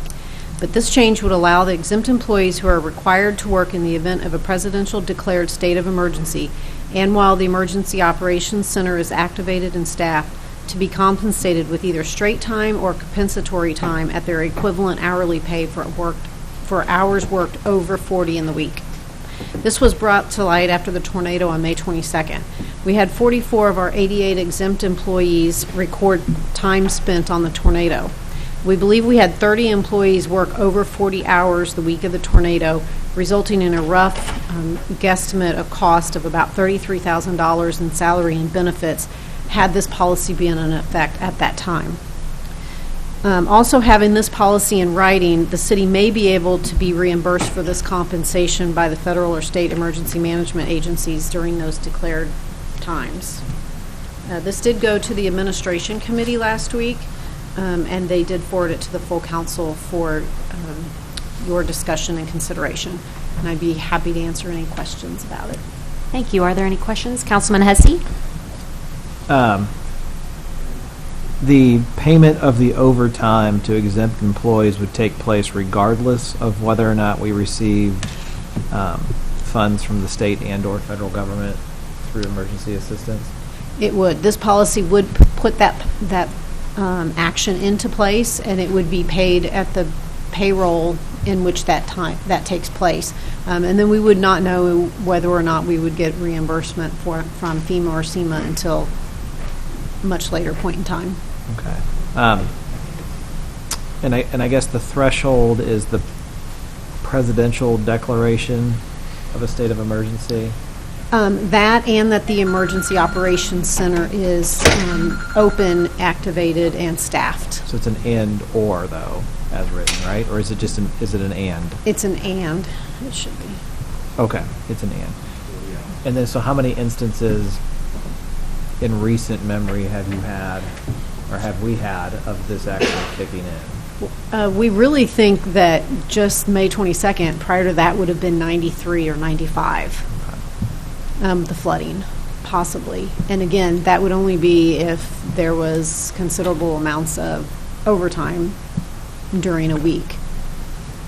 All righty. Thank you. I know it's not up for a vote until a couple weeks. I guess I just initially have some concerns about, I mean, part of the nature of an exempt employee sometimes is the manner in which you do work extra hours. And I know that it seems like it's only occurred maybe twice in the last 25 to 30 years. But still, I think that a lot of times, I guess the desire is to compensate folks in those positions, maybe higher or in a salaried role for the instances where overtime would be required. And without, my concern would be that in an emergency situation where maybe we did not get the reimbursement back, it could be a pretty large price tag for that time.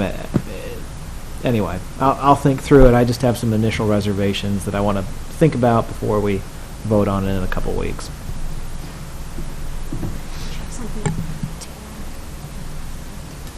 Councilman Graham? So if this is something that we're going to take up in the next couple of weeks, is it something that would be retroactive, or is it just moving forward?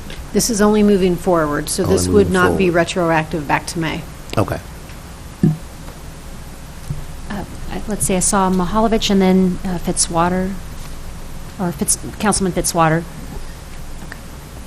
At the committee meeting, there was some discrepancy if we were going to go for straight time or time and a half. Obviously, there'd have to be a change in this.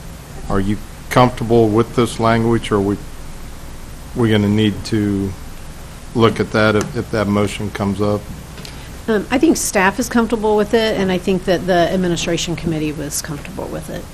So leaving it at straight time? Yes, sir. Thank you. Councilman Mahalovich? It seems like some of the rationale given to consider this is the fact that it won't cost the city anything anyway because, or a large amount because we'd be getting reimbursed from FEMA, and yet that is really sort of an unknown as well, and the percentage of reimbursement's not 100%. So there'd be some real cost, and I certainly appreciate the work done by our staff. I think it was a great effort by everyone.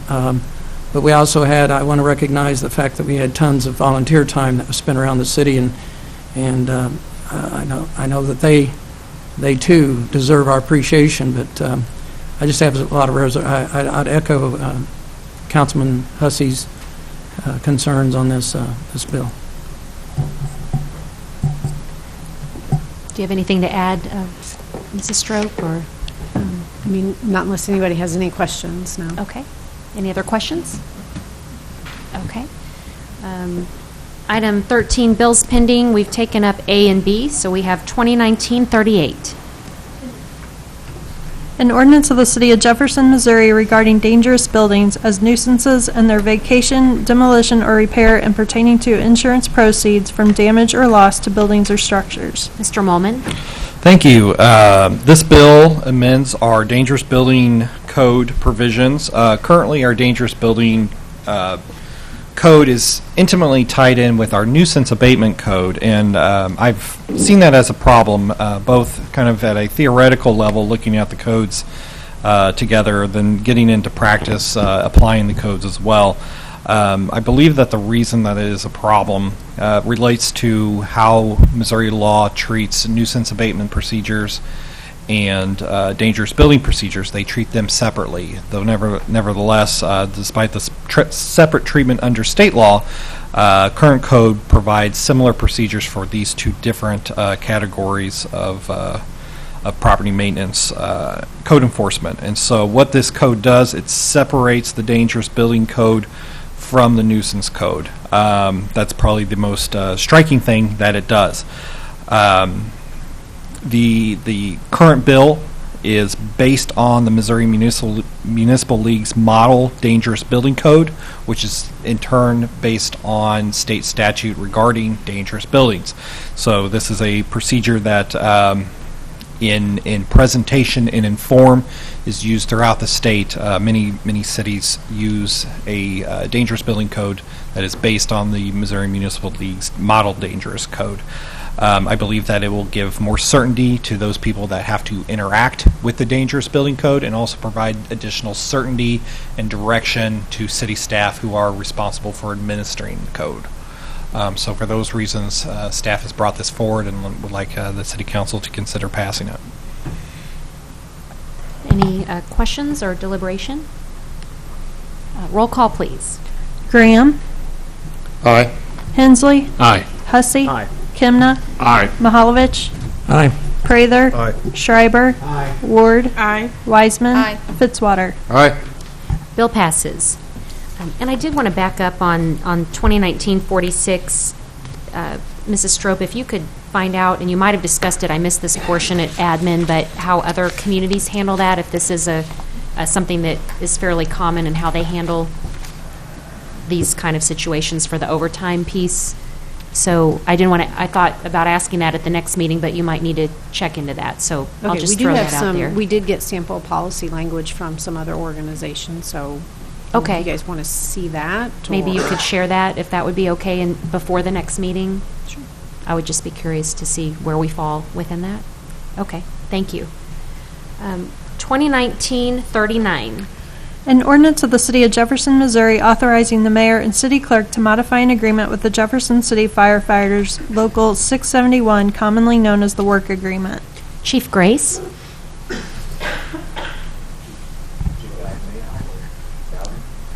I'm sorry, Bowden.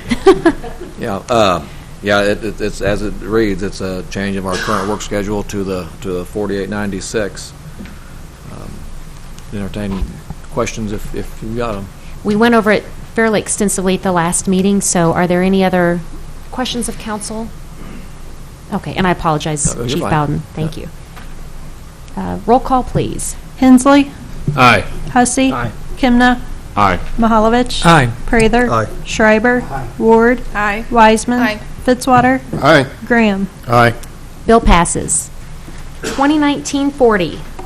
An ordinance of the City of Jefferson, Missouri, amending Chapter 32, Streets and Sidewalks, revising the duties and responsibilities of property owners regarding sidewalks. Mr. Morash. Thank you. And I'll hit the highlights again that we just discussed, but basically this ordinance wouldn't change our enforcement type or mechanism. It'd still be a complaint-driven type situation. Basically, all it does, a few things here, is one, it changes the offset when we do notify a property owner. We receive a complaint, notify the property owner once we inspect it. If it's more than a quarter of an inch offset, we ask they maintain that sidewalk. And acceptable methods may be panel replacement. It could be grinding, or something as simple as a quarter of an inch might be able to be ground off up. And the ordinance actually calls up to an inch. You can grind. You can attempt to grind off the offset. It also clarifies the need to upgrade when utilities or other companies or even individuals are working in the right-of-way and hit certain curb ramps, that they must be upgraded to ADA, and also clarifies how pavement is to be repaired when somebody's working in the right-of-way. In other words, when you can do a half panel of pavement repair versus the whole panel, that has become an issue that people have questions on as of late, or at least Socket has.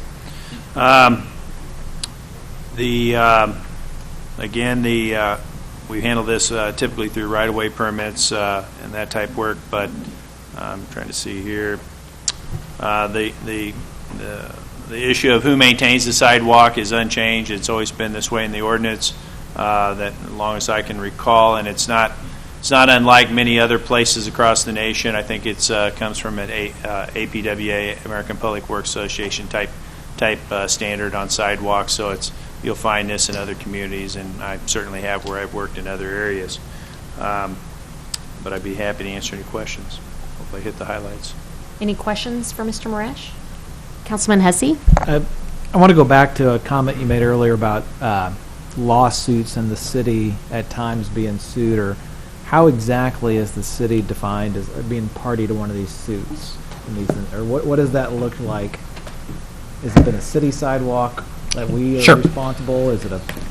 Yeah, so on city streets, city rights-of-way, so that means essentially any street that's not state highway.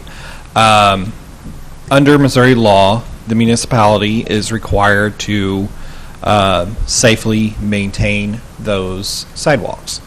Under the doctrine of sovereign immunity, it generally says that cities are not responsible for injuries that occur on public rights-of-way, except where the city has knowledge or should have knowledge of a dangerous condition. It is an exception to this doctrine of sovereign immunity.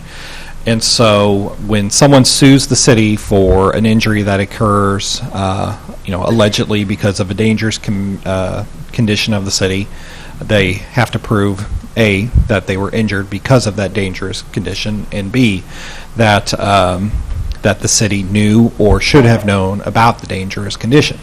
And so that is why people sue us. They sue us because the state law says that the city is responsible for maintaining the sidewalks, and they believe that they can prove in some way that the city knew or should have known about the offset or the separation or whatever the alleged dangerous condition is. And so that is how we find ourselves in these lawsuits.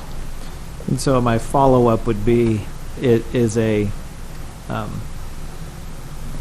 displacement in the sidewalk of greater than a quarter inch then considered a dangerous condition if we adopt this ordinance? I don't think so. I don't think that dangerous condition is going to be something that will be found as a matter of fact, not as a matter of law in any type of lawsuit. And so I don't think that by changing the standard for essentially repair of a sidewalk, we are admitting in any way that that an offset of, say, 3/8 of an inch is a dangerous condition.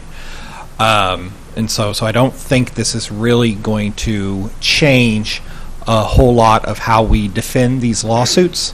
What is going to change is when there is instances where we become knowledgeable of deficiencies in the sidewalk, this will give us a additional tool to address those deficiencies, so that way someone in the future won't possibly get hurt and subject the city to lawsuit. And I know a couple, thank you, concerns that have been expressed to me are, to go in that same line of thinking, is just that there are a number of places across the community that the displacement would be greater than a 1/4 inch, and for fear that now the city is aware of them, and if no action is taken, are we opening ourselves up to potential litigation for failure to deal with a situation? I know one concern that's been expressed is regarding code enforcement and the ability to actually keep up.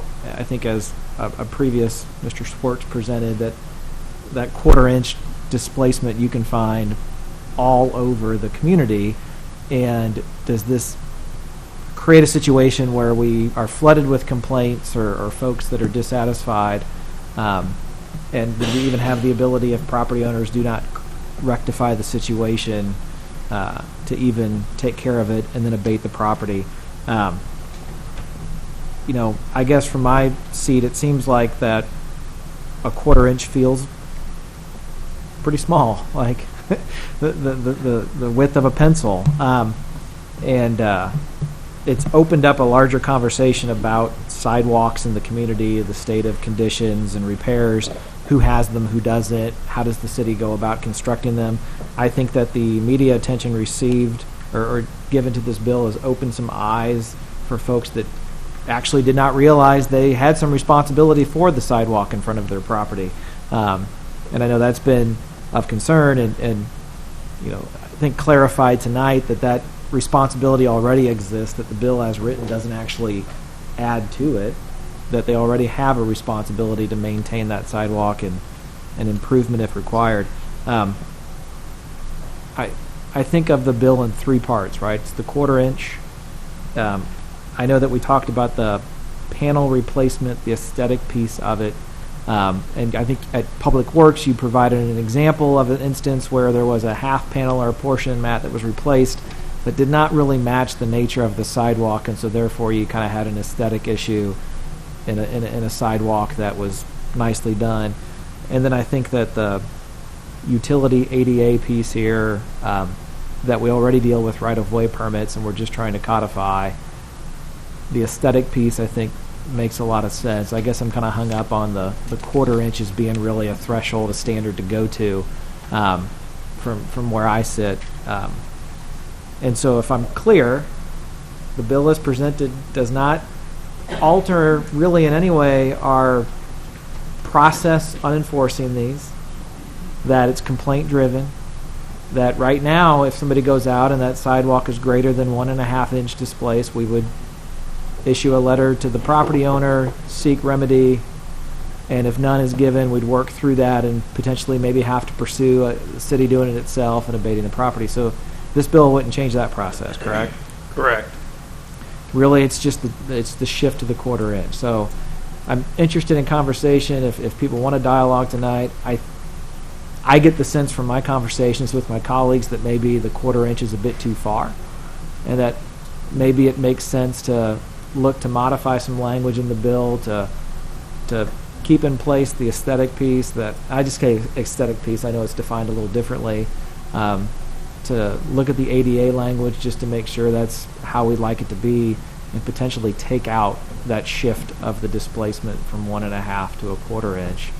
I'd be curious to hear from my colleagues if there's interest in that, and if so, I'd be happy to place it on the informal, and we can work on it and delay it for a future council meeting to continue conversation. With that, I'll be quiet.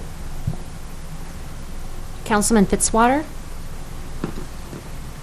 I appreciate your comments. Mine are basically comments. I think we've heard from a number of members of the public both tonight and I'm sure we have all gotten emails, telephone calls.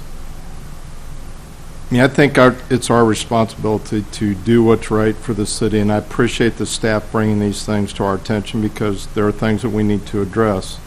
But our community has gone through two tremendous catastrophic events. I mean, we've got a lot going on. We've got a staff that's stretched to add additional potential workload. I mean, I don't see a hue and cry from the public saying this is a critical issue that needs to be addressed, although, I mean, I get it. We need to somehow figure out how we address that, but I'm not comfortable supporting it tonight, so I would ask if you would consider putting it on the informal. I would support that. Give us a little time to tweak with it. You know, maybe next time it comes up, I may or may not support it then, but tonight I think there's just enough.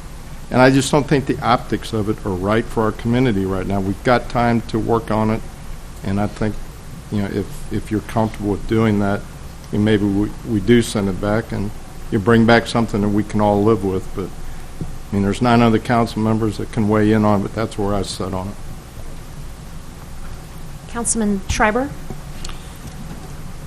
When we met at Public Works, we voted to pass this on to the full council for the very reason that Councilman Fitzwater and Councilman Hussey just reiterated, so that it could be discussed further. So with the additions of comments from citizens this evening, that just makes it more plain to me that we do need to have additional discussion. So therefore, I would like to see us go in that direction and delay it at this time. I would not vote for it this evening in favor of it. Councilman Mihalovich? Yeah, I think I agree and concur. Second Ward have a lot of your older neighborhoods, and this is especially meaningful to me that we have residents from the Second Ward here that see this as an issue right in their neighborhood, and having to deal with the other issues that we have in that area. I think this is good to have further discussion, and I'd support I won't object to you putting it on the informal. So if it goes on the informal, and what would be the best method, Mr. Marash, to get some of these questions hashed out in the more discussion of council? What's your suggestion? In my opinion, it seems like the main obstacle is the offset dimension, not necessarily all the other stuff. I mean, I could go forward without the offset dimension tonight. I mean, it's basically striking a sentence out of what's in the bill. Or you could delay the whole thing. This was hotly debated many years ago when we did the whole survey of sidewalks, and the council at that time left it at 1.5 inches. So you can imagine if we get a complaint, sidewalks, 1.25 inches off, we go out and measure it, we do nothing. So we don't notify the owner because it meets the current code, even though it's obviously probably a trip hazard at most. And so maybe there's a different dimension that needs to be there. Certainly, the only one we could readily find, to compare to is our ADA type requirement, and so that's why it was recommended that way. So why is the ADA so small? I can't address that personally. I don't know how they arrived at it, but obviously, if you do find just a slight corner off by 1/4 of an inch, you can trip on it, and people with mobility issues sometimes can't pick their feet up. It could be, I got one the other day from somebody in a wheelchair, and there was one corner off on a radius that was about 1/4 of an inch, and this individual complained that he felt like he was going to fall out in the street when he went over it. And so there are issues that people have. I have young children. It seems when they're running up and down anywhere, any little thing will trip them, and certainly some of the pictures I've seen, of those that would trigger that. But again, that was the most identifiable standard. It's probably all across the board of what communities have, but it could be something different. Certainly, we still have 1.5 inches. If this doesn't pass, we still have 1.5 inches. Councilman Hussey? I guess I have a follow-up. And I figured this was the case. You go out and measure, and it's 1 1/4, not greater than 1.5, and we take no action. Has there ever been consideration given to still notify the property owner in a clear way to say, look, this is not in violation, but we did come out and measure, and this is the displacement. Here are some ways that you could correct that, or should you choose to do so, Because usually I think the displacement gets worse over time. If it's a tree root buckling up a panel or something like that, today it's 1 1/4, and a year it could be 1 3/4. Have we thought about being proactive? Because I would guess that maybe some property owners would be then responsive and seek to address the issue or something. We haven't done that. If it's within the code standard, of course, we're not looking for any additional work either. But I got to be honest. But really, this happens many times. It's the property owners will call us, say, "Hey, that my sidewalk's offset in front of my house. When you come in and fixing it?" And we're saying, "Well, actually, you're responsible." We explain that issue, and I said, "If we receive a complaint, we'll send you a letter to fix it." And they go, "Okay, I don't want to talk to you anymore," and hang up and go on about their business. And I should say, many property owners probably do go out, and I've seen them do it, fixing their sidewalks, and are very particular about their property. And had another one over by the school just this year in the tornado damaged area, and that gentleman had contacted us, and I believe he went out and fixed his sidewalk because he was concerned about it. It was a very small offset, but once he found out he was supposed to do it, he went ahead and did it. So I mean, you run the gamut just like you meet anybody. Some people are willing to do things, others aren't.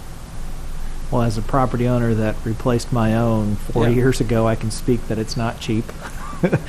600 square feet of concrete is not inexpensive. I like sidewalks. I appreciate sidewalks. I think they do great things for the community. I guess I trust that it might be a minor change in the bill, and it might take care of concerns and get us something workable. I still would prefer, I guess, to put it on the informal. Let's work out those changes and not try to modify the ordinance on the fly tonight. And I would suggest perhaps coming back and go to another public works meeting and discuss it again if you'd like or not. I think if it's if it's the displacement being taken out, and we look at just the other language, and if there's still comfort around that language, I think we could bring it back in a couple weeks' time. But I'd rather not try to do that on the fly tonight in case we miss something, or sometimes we struggle when 10 of us try to craft language here all at once. So I guess, Madam Mayor, I'm asking to place this bill on the informal calendar for tonight, and so what that means for the public is that it could be debated again in 2 weeks' time, and if no action were taken in the next 3 meetings, it would die. Okay. Councilman, or Mr. Molman? Is there any specific instruction to bring back this bill as bifurcated as 2 bills? A Bill 2019-40A and 40B, where we address these, the offset and then the rebuild stuff separately. Sure. Or I could visit with you after the meeting to talk about. Very good. Okay. Okay, and I know a couple of things that, and I don't see any objections to placing that on the informal after that request, that came up tonight with the speakers that, well, for one, that the responsibility hasn't shifted or changed from this. So property owners' responsibilities, who's responsible for the sidewalk, there's no change to that before or after this. Correct. So just want to clarify that. And then also that the city wouldn't be going out and saying everybody needs to build new sidewalks. We aren't currently doing that either. I think there's some confusion that suddenly they would be asked to put a new sidewalk in. Like I said, we get about 10 complaints a year on average, let's say, and that's generates about 10 letters a year is all, maybe less. We don't anticipate, if the standard change, unless you're watching this meeting or reading the newspaper, you may not even know it. So I don't see, I could be wrong, but I don't see the complaints shifting to a great deal just because the standard change, somebody coming back to us. I don't think most of the time people call us, they don't understand what the standard is anyway. They just know it's a trip hazard. You know it when you see it type thing. So whatever dimension you put in there, I'm sure that people are tripping over a sidewalk, they'll continue to call us, whether it's a ½ inch or an inch or still remains an inch and a half. We'll get the same amount of calls, I suspect. Okay, thank you. So that's on the informal 2019-40. So 2019-41. An ordinance of the City of Jefferson, Missouri approving a second amendment to the intergovernmental cooperation agreement by and between the City of Jefferson, Missouri and Stone Ridge Transportation Development District. Mr. Molman? Thank you. This ordinance would amend a intergovernmental cooperation agreement between the city and Stone Ridge TDD. Stone Ridge TDD is a transportation development district that is over at the Stone Ridge, off Stone Ridge Parkway and Hard Rock Drive, generally is where it's located, south of Missouri Boulevard. The second amendment to the intergovernmental cooperation agreement would add a description of the additional projects approved by the property owners in 2013 and which were actually installed. It would add those projects to the scope of district projects defined in Exhibit C to the cooperation agreement. The way I like to think about it is amending the agreement between the TDD and the city to reflect reality, what was actually installed. The TDD has sent a representative, Mr. Bergen from the Posinelli Law Firm, represents the TDD in this matter. He'd be available to answer any specific questions that you may have that would be appropriate for the TDD or the developer. If there's any other questions, either myself or Mr. Bergen should be able to help out. Thank you. Any questions? Councilman Mihalovich? Is there any required reporting of the TDD to the city council with regard to the progress on those projects?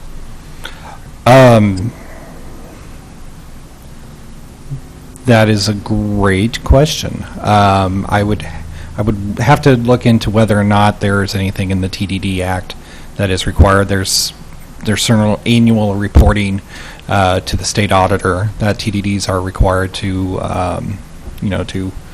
do that we would be privy to, but I'm not sure that there are direct reports to the city council. TDDs are largely independent. They're really kind of unlike CIDs, which state statute contemplates a pretty close relationship between the city and the CID. TDDs are more independent. They are administered by the courts. But I'd have to do some research and figure that out. Now, the projects themselves, they're done. They've been built. They were completed back in 2013, 2014, I believe. This is amending the agreement to reflect that those projects were actually built. Any other questions? Okay. Roll call, please. Hussey. Aye. Kimna. Aye. Mahalovich. Aye. Prather. Aye. Schreiber. Ward. Aye. Wiseman. Aye. Fitzwater. Aye. Graham. Aye. Hensley. Aye. Bill passes, and thank you for being here, too. 2019-42. An ordinance of the City of Jefferson, Missouri, amending Chapter 19, Motor Vehicles and Traffic by modifying parking restrictions on West Main Street east of Jordan Street. Mr. Moresh. Thank you. As the clerk indicated, modify some parking restrictions in the code. Basically, the staff noticed this when they're reviewing the code, and we're just trying to match field conditions. Any questions, discussion? Roll call, please. Kimna. Aye. Mahalovich. Aye. Prather. Aye. Schreiber. Ward. Aye. Wiseman. Aye. Fitzwater. Aye. Graham. Aye. Hensley. Aye. Hussey. Aye. Bill passes. 2019-43. An ordinance of the City of Jefferson, Missouri, amending Chapter 19, Motor Vehicles and Traffic by modifying Jefferson City Public School-related information to coincide with changes at Jefferson City Public School. Mr. Moresh. Thank you. Again, kind of a staff cleanup. When the new high school was coming online, we were reviewing the code and how to insert that, and then, of course, noticed some things where some of the times are off, or if the school district modifies the time, it's specifically listed in the code.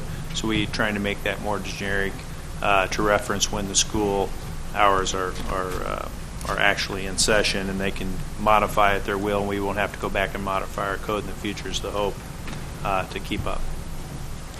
Any questions? Roll call, please. Mahalovich. Aye. Prather. Aye. Schreiber. Ward. Aye. Wiseman. Aye. Fitzwater. Aye. Graham. Aye. Hensley. Aye. Hussey. Aye. Kimna. Aye. Bill passes. 2019-44. An ordinance of the City of Jefferson, Missouri authorizing the mayor and city clerk to execute an agreement with Meyer Electric Company in the amount of $79,512 for the light replacement tornado damage project. Mr. Moresh. Thank you, and the title was pretty right spot on, but about an $80,000 contract with Meyer Electric. We hope to get some reimbursement on this contract if that comes to pass, but basically fix some street lights, pedestrian crossing light that was taken out over by employment security, some electrical issues that had come up. Any questions? Roll call, please. Prather. Aye. Schreiber.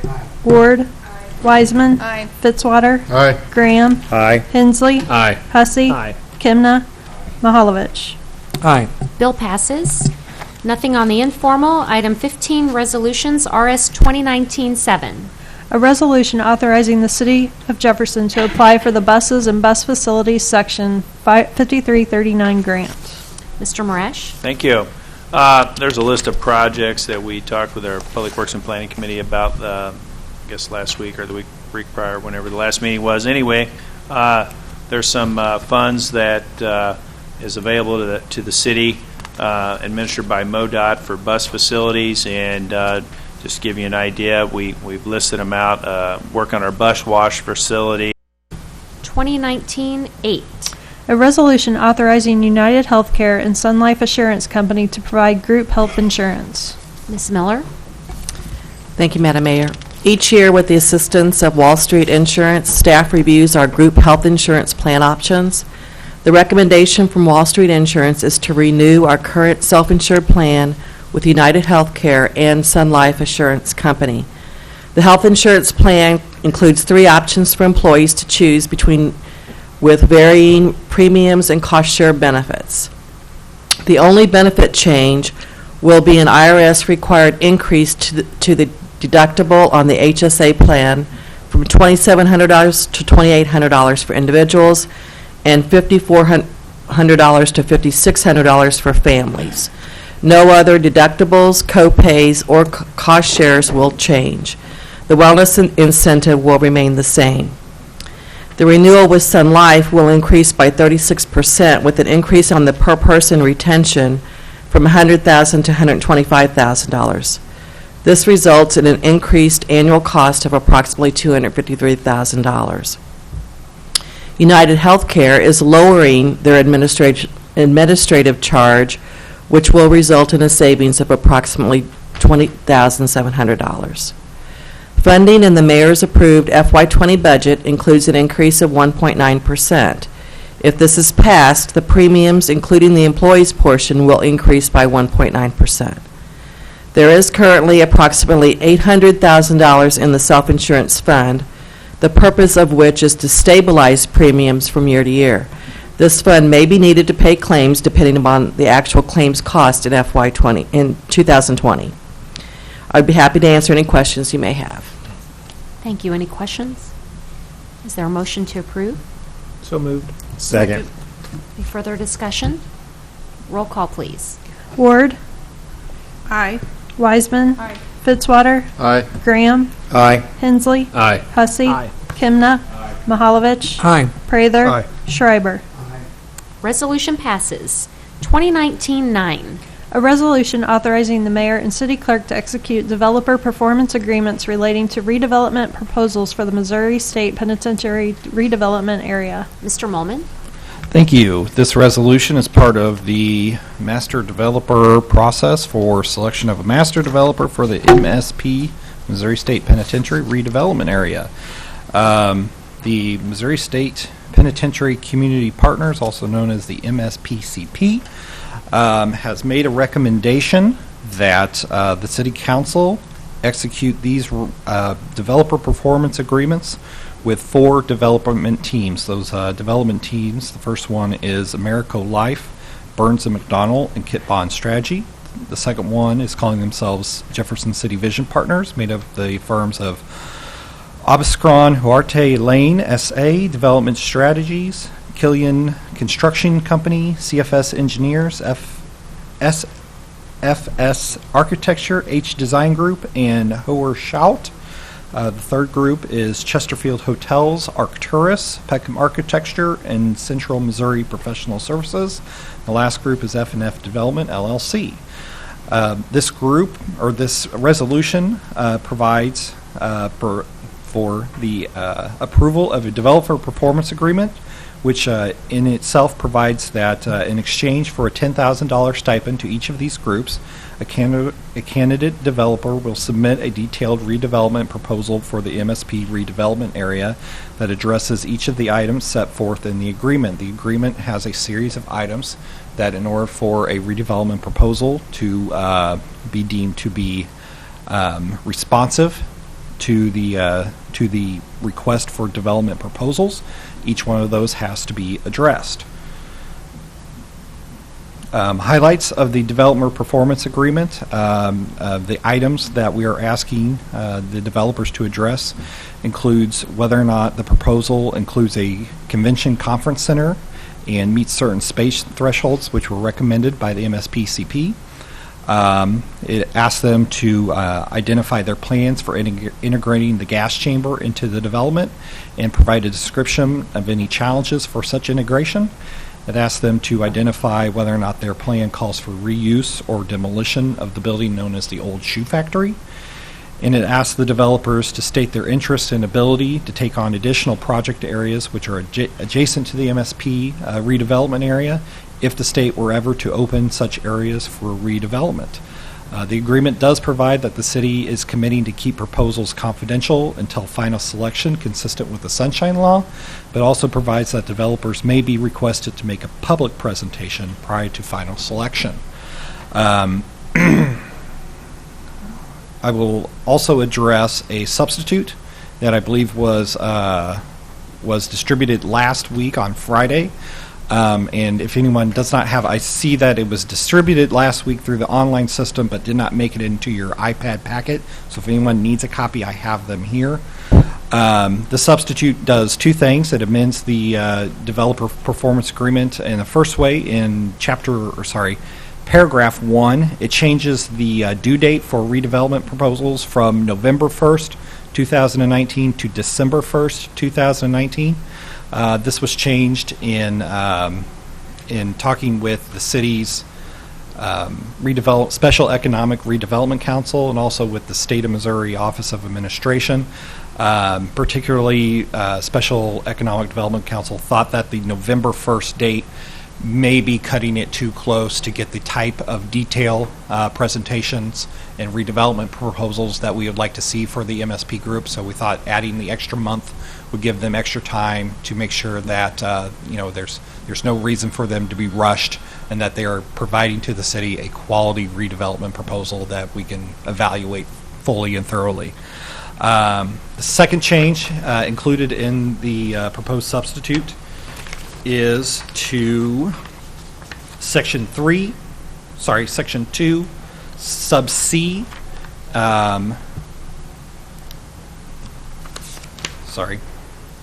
Section 2, sub C, by adding a subparagraph 4, that is lowercase Roman numeral 4.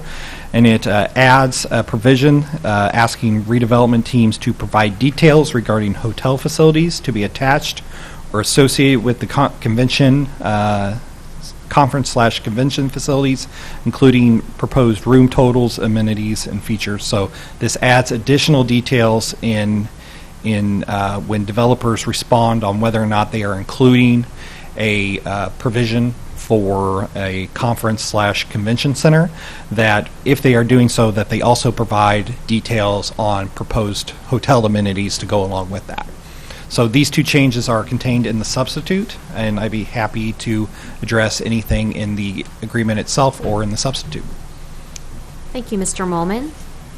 Is there a motion to amend RS 2019-9? So moved. Second. Okay. So we'll take up RS 2019-9 as amended. Is there any questions or discussion? Seeing none, roll call, please. Wiseman. Aye. Fitzwater. Aye. Graham. Aye. Hensley. Aye. Hussey. Aye. Kimna. Aye. Mahalovich. Aye. Prather. Aye. Schreiber. Ward. Aye. Resolution passes. And also, thank you, Diane Gillespie. I forgot to mention earlier that you were here this evening as well in case council had any questions about that. So thank you. Item 16, presentations from the gallery on other topics. We have nobody signed up this evening. Is that correct? Yes. Okay. Item 17, council and staff discussions of presentation topics. Item 18, approval of 8/5/2019 closed session minutes. Is there a motion to approve? So moved. Second. Any further discussion? Roll call, please. Fitzwater. Aye. Graham. Aye. Hensley. Aye. Hussey. Aye. Kimna. Aye. Mahalovich. Aye. Prather. Aye. Schreiber. Ward. Wiseman. Aye. Motion passes. Item 19, new business. I do have one item. I have a tax bill that I issued, and I would like to ask council to consider rescinding the tax bill. Rescinding isn't the proper word. I've forgotten the word. Release. Release the tax bill. So this tax bill was for West Apartments. I've dealt with them in the 4th Ward for many years of other property owners in the area that have caused some repeated violations. This particular apartment complex has a dumpster that's easiest proximity is their dumpster. It tends to get a lot of illegal dumping. So he had reached out to me and the city about the illegal dumping in his area, and I brought it to the city's attention, and then this particular apartment ended up getting a tax bill along with his neighbors. So he has provided a copy of his service from Allied or Republic Services that shows a non-scheduled pickup service for June 20th. The city did the work on June 24th, so we did talk to him about talking to Allied to show that even though it shows that he did pay for service on the 20th, that the city still performed the work, meaning the items were still out there. So not exactly sure why it wasn't initially picked up. He did pay for it to be picked up, but he's also paying the city the tax bill. So he's made a very good faith effort over the years to try to clean up the neighborhood and try to discourage illegal dumping and other issues. We've met with him in my office along with city staff and Mr. Sanders and Mr. Kroll, trying to come up with some ideas and solutions, but it is a continued challenge. So I've signed a lot of tax bills. I've never asked for one to be released, but I would like to ask if council would be interested in making a motion to release this tax bill 17-021. Madam Mayor, Councilman Graham? based on the time frame in which that citation was issued, I will make that motion to release. Is it what's the release official? tax bill 17-021. Release tax bill 17-021 under those circumstances. Okay, I'll say that too. Okay, we have a motion and second, and just to clarify too, this is not a staff error, so we want to make sure. Absolutely. I know it was the timing with the pickup with Allied Waste, and I'm sure, I don't know if it was picked up or was not picked up, or we don't know, but he did pay for the bill, so, yeah. Okay. Any further discussion? All in favor say aye. Aye. Aye. Any opposed? Motion passes. Thank you. Item 19A, we will go into closed session. Mrs. Donaldson, would you read the resolution? Pursuant to Section 610.021 of the revised statutes of Missouri, the chair will entertain a motion to go into closed session to discuss the following: legal actions, causes of action, or litigation involving a public governmental body and any confidential or privileged communications between a public governmental body or its representative and its attorney. And number 2, leasing, purchase, or sale of real estate by a public governmental body where public knowledge of the transaction might adversely affect the legal consideration therefore. Is there a motion to approve? Wait a minute. Yeah, roll call, please, right? I know it's been a long night. Am I doing this right? Yeah, roll call, please. Graham. Aye. Hensley. Aye. Hussey. Aye. Kimna. Aye. Mahalovich. Prather. Aye. Schreiber. Ward. Aye. Wiseman. Fitzwater. Aye. All right, motion passes. We are in closed session. 5 minutes.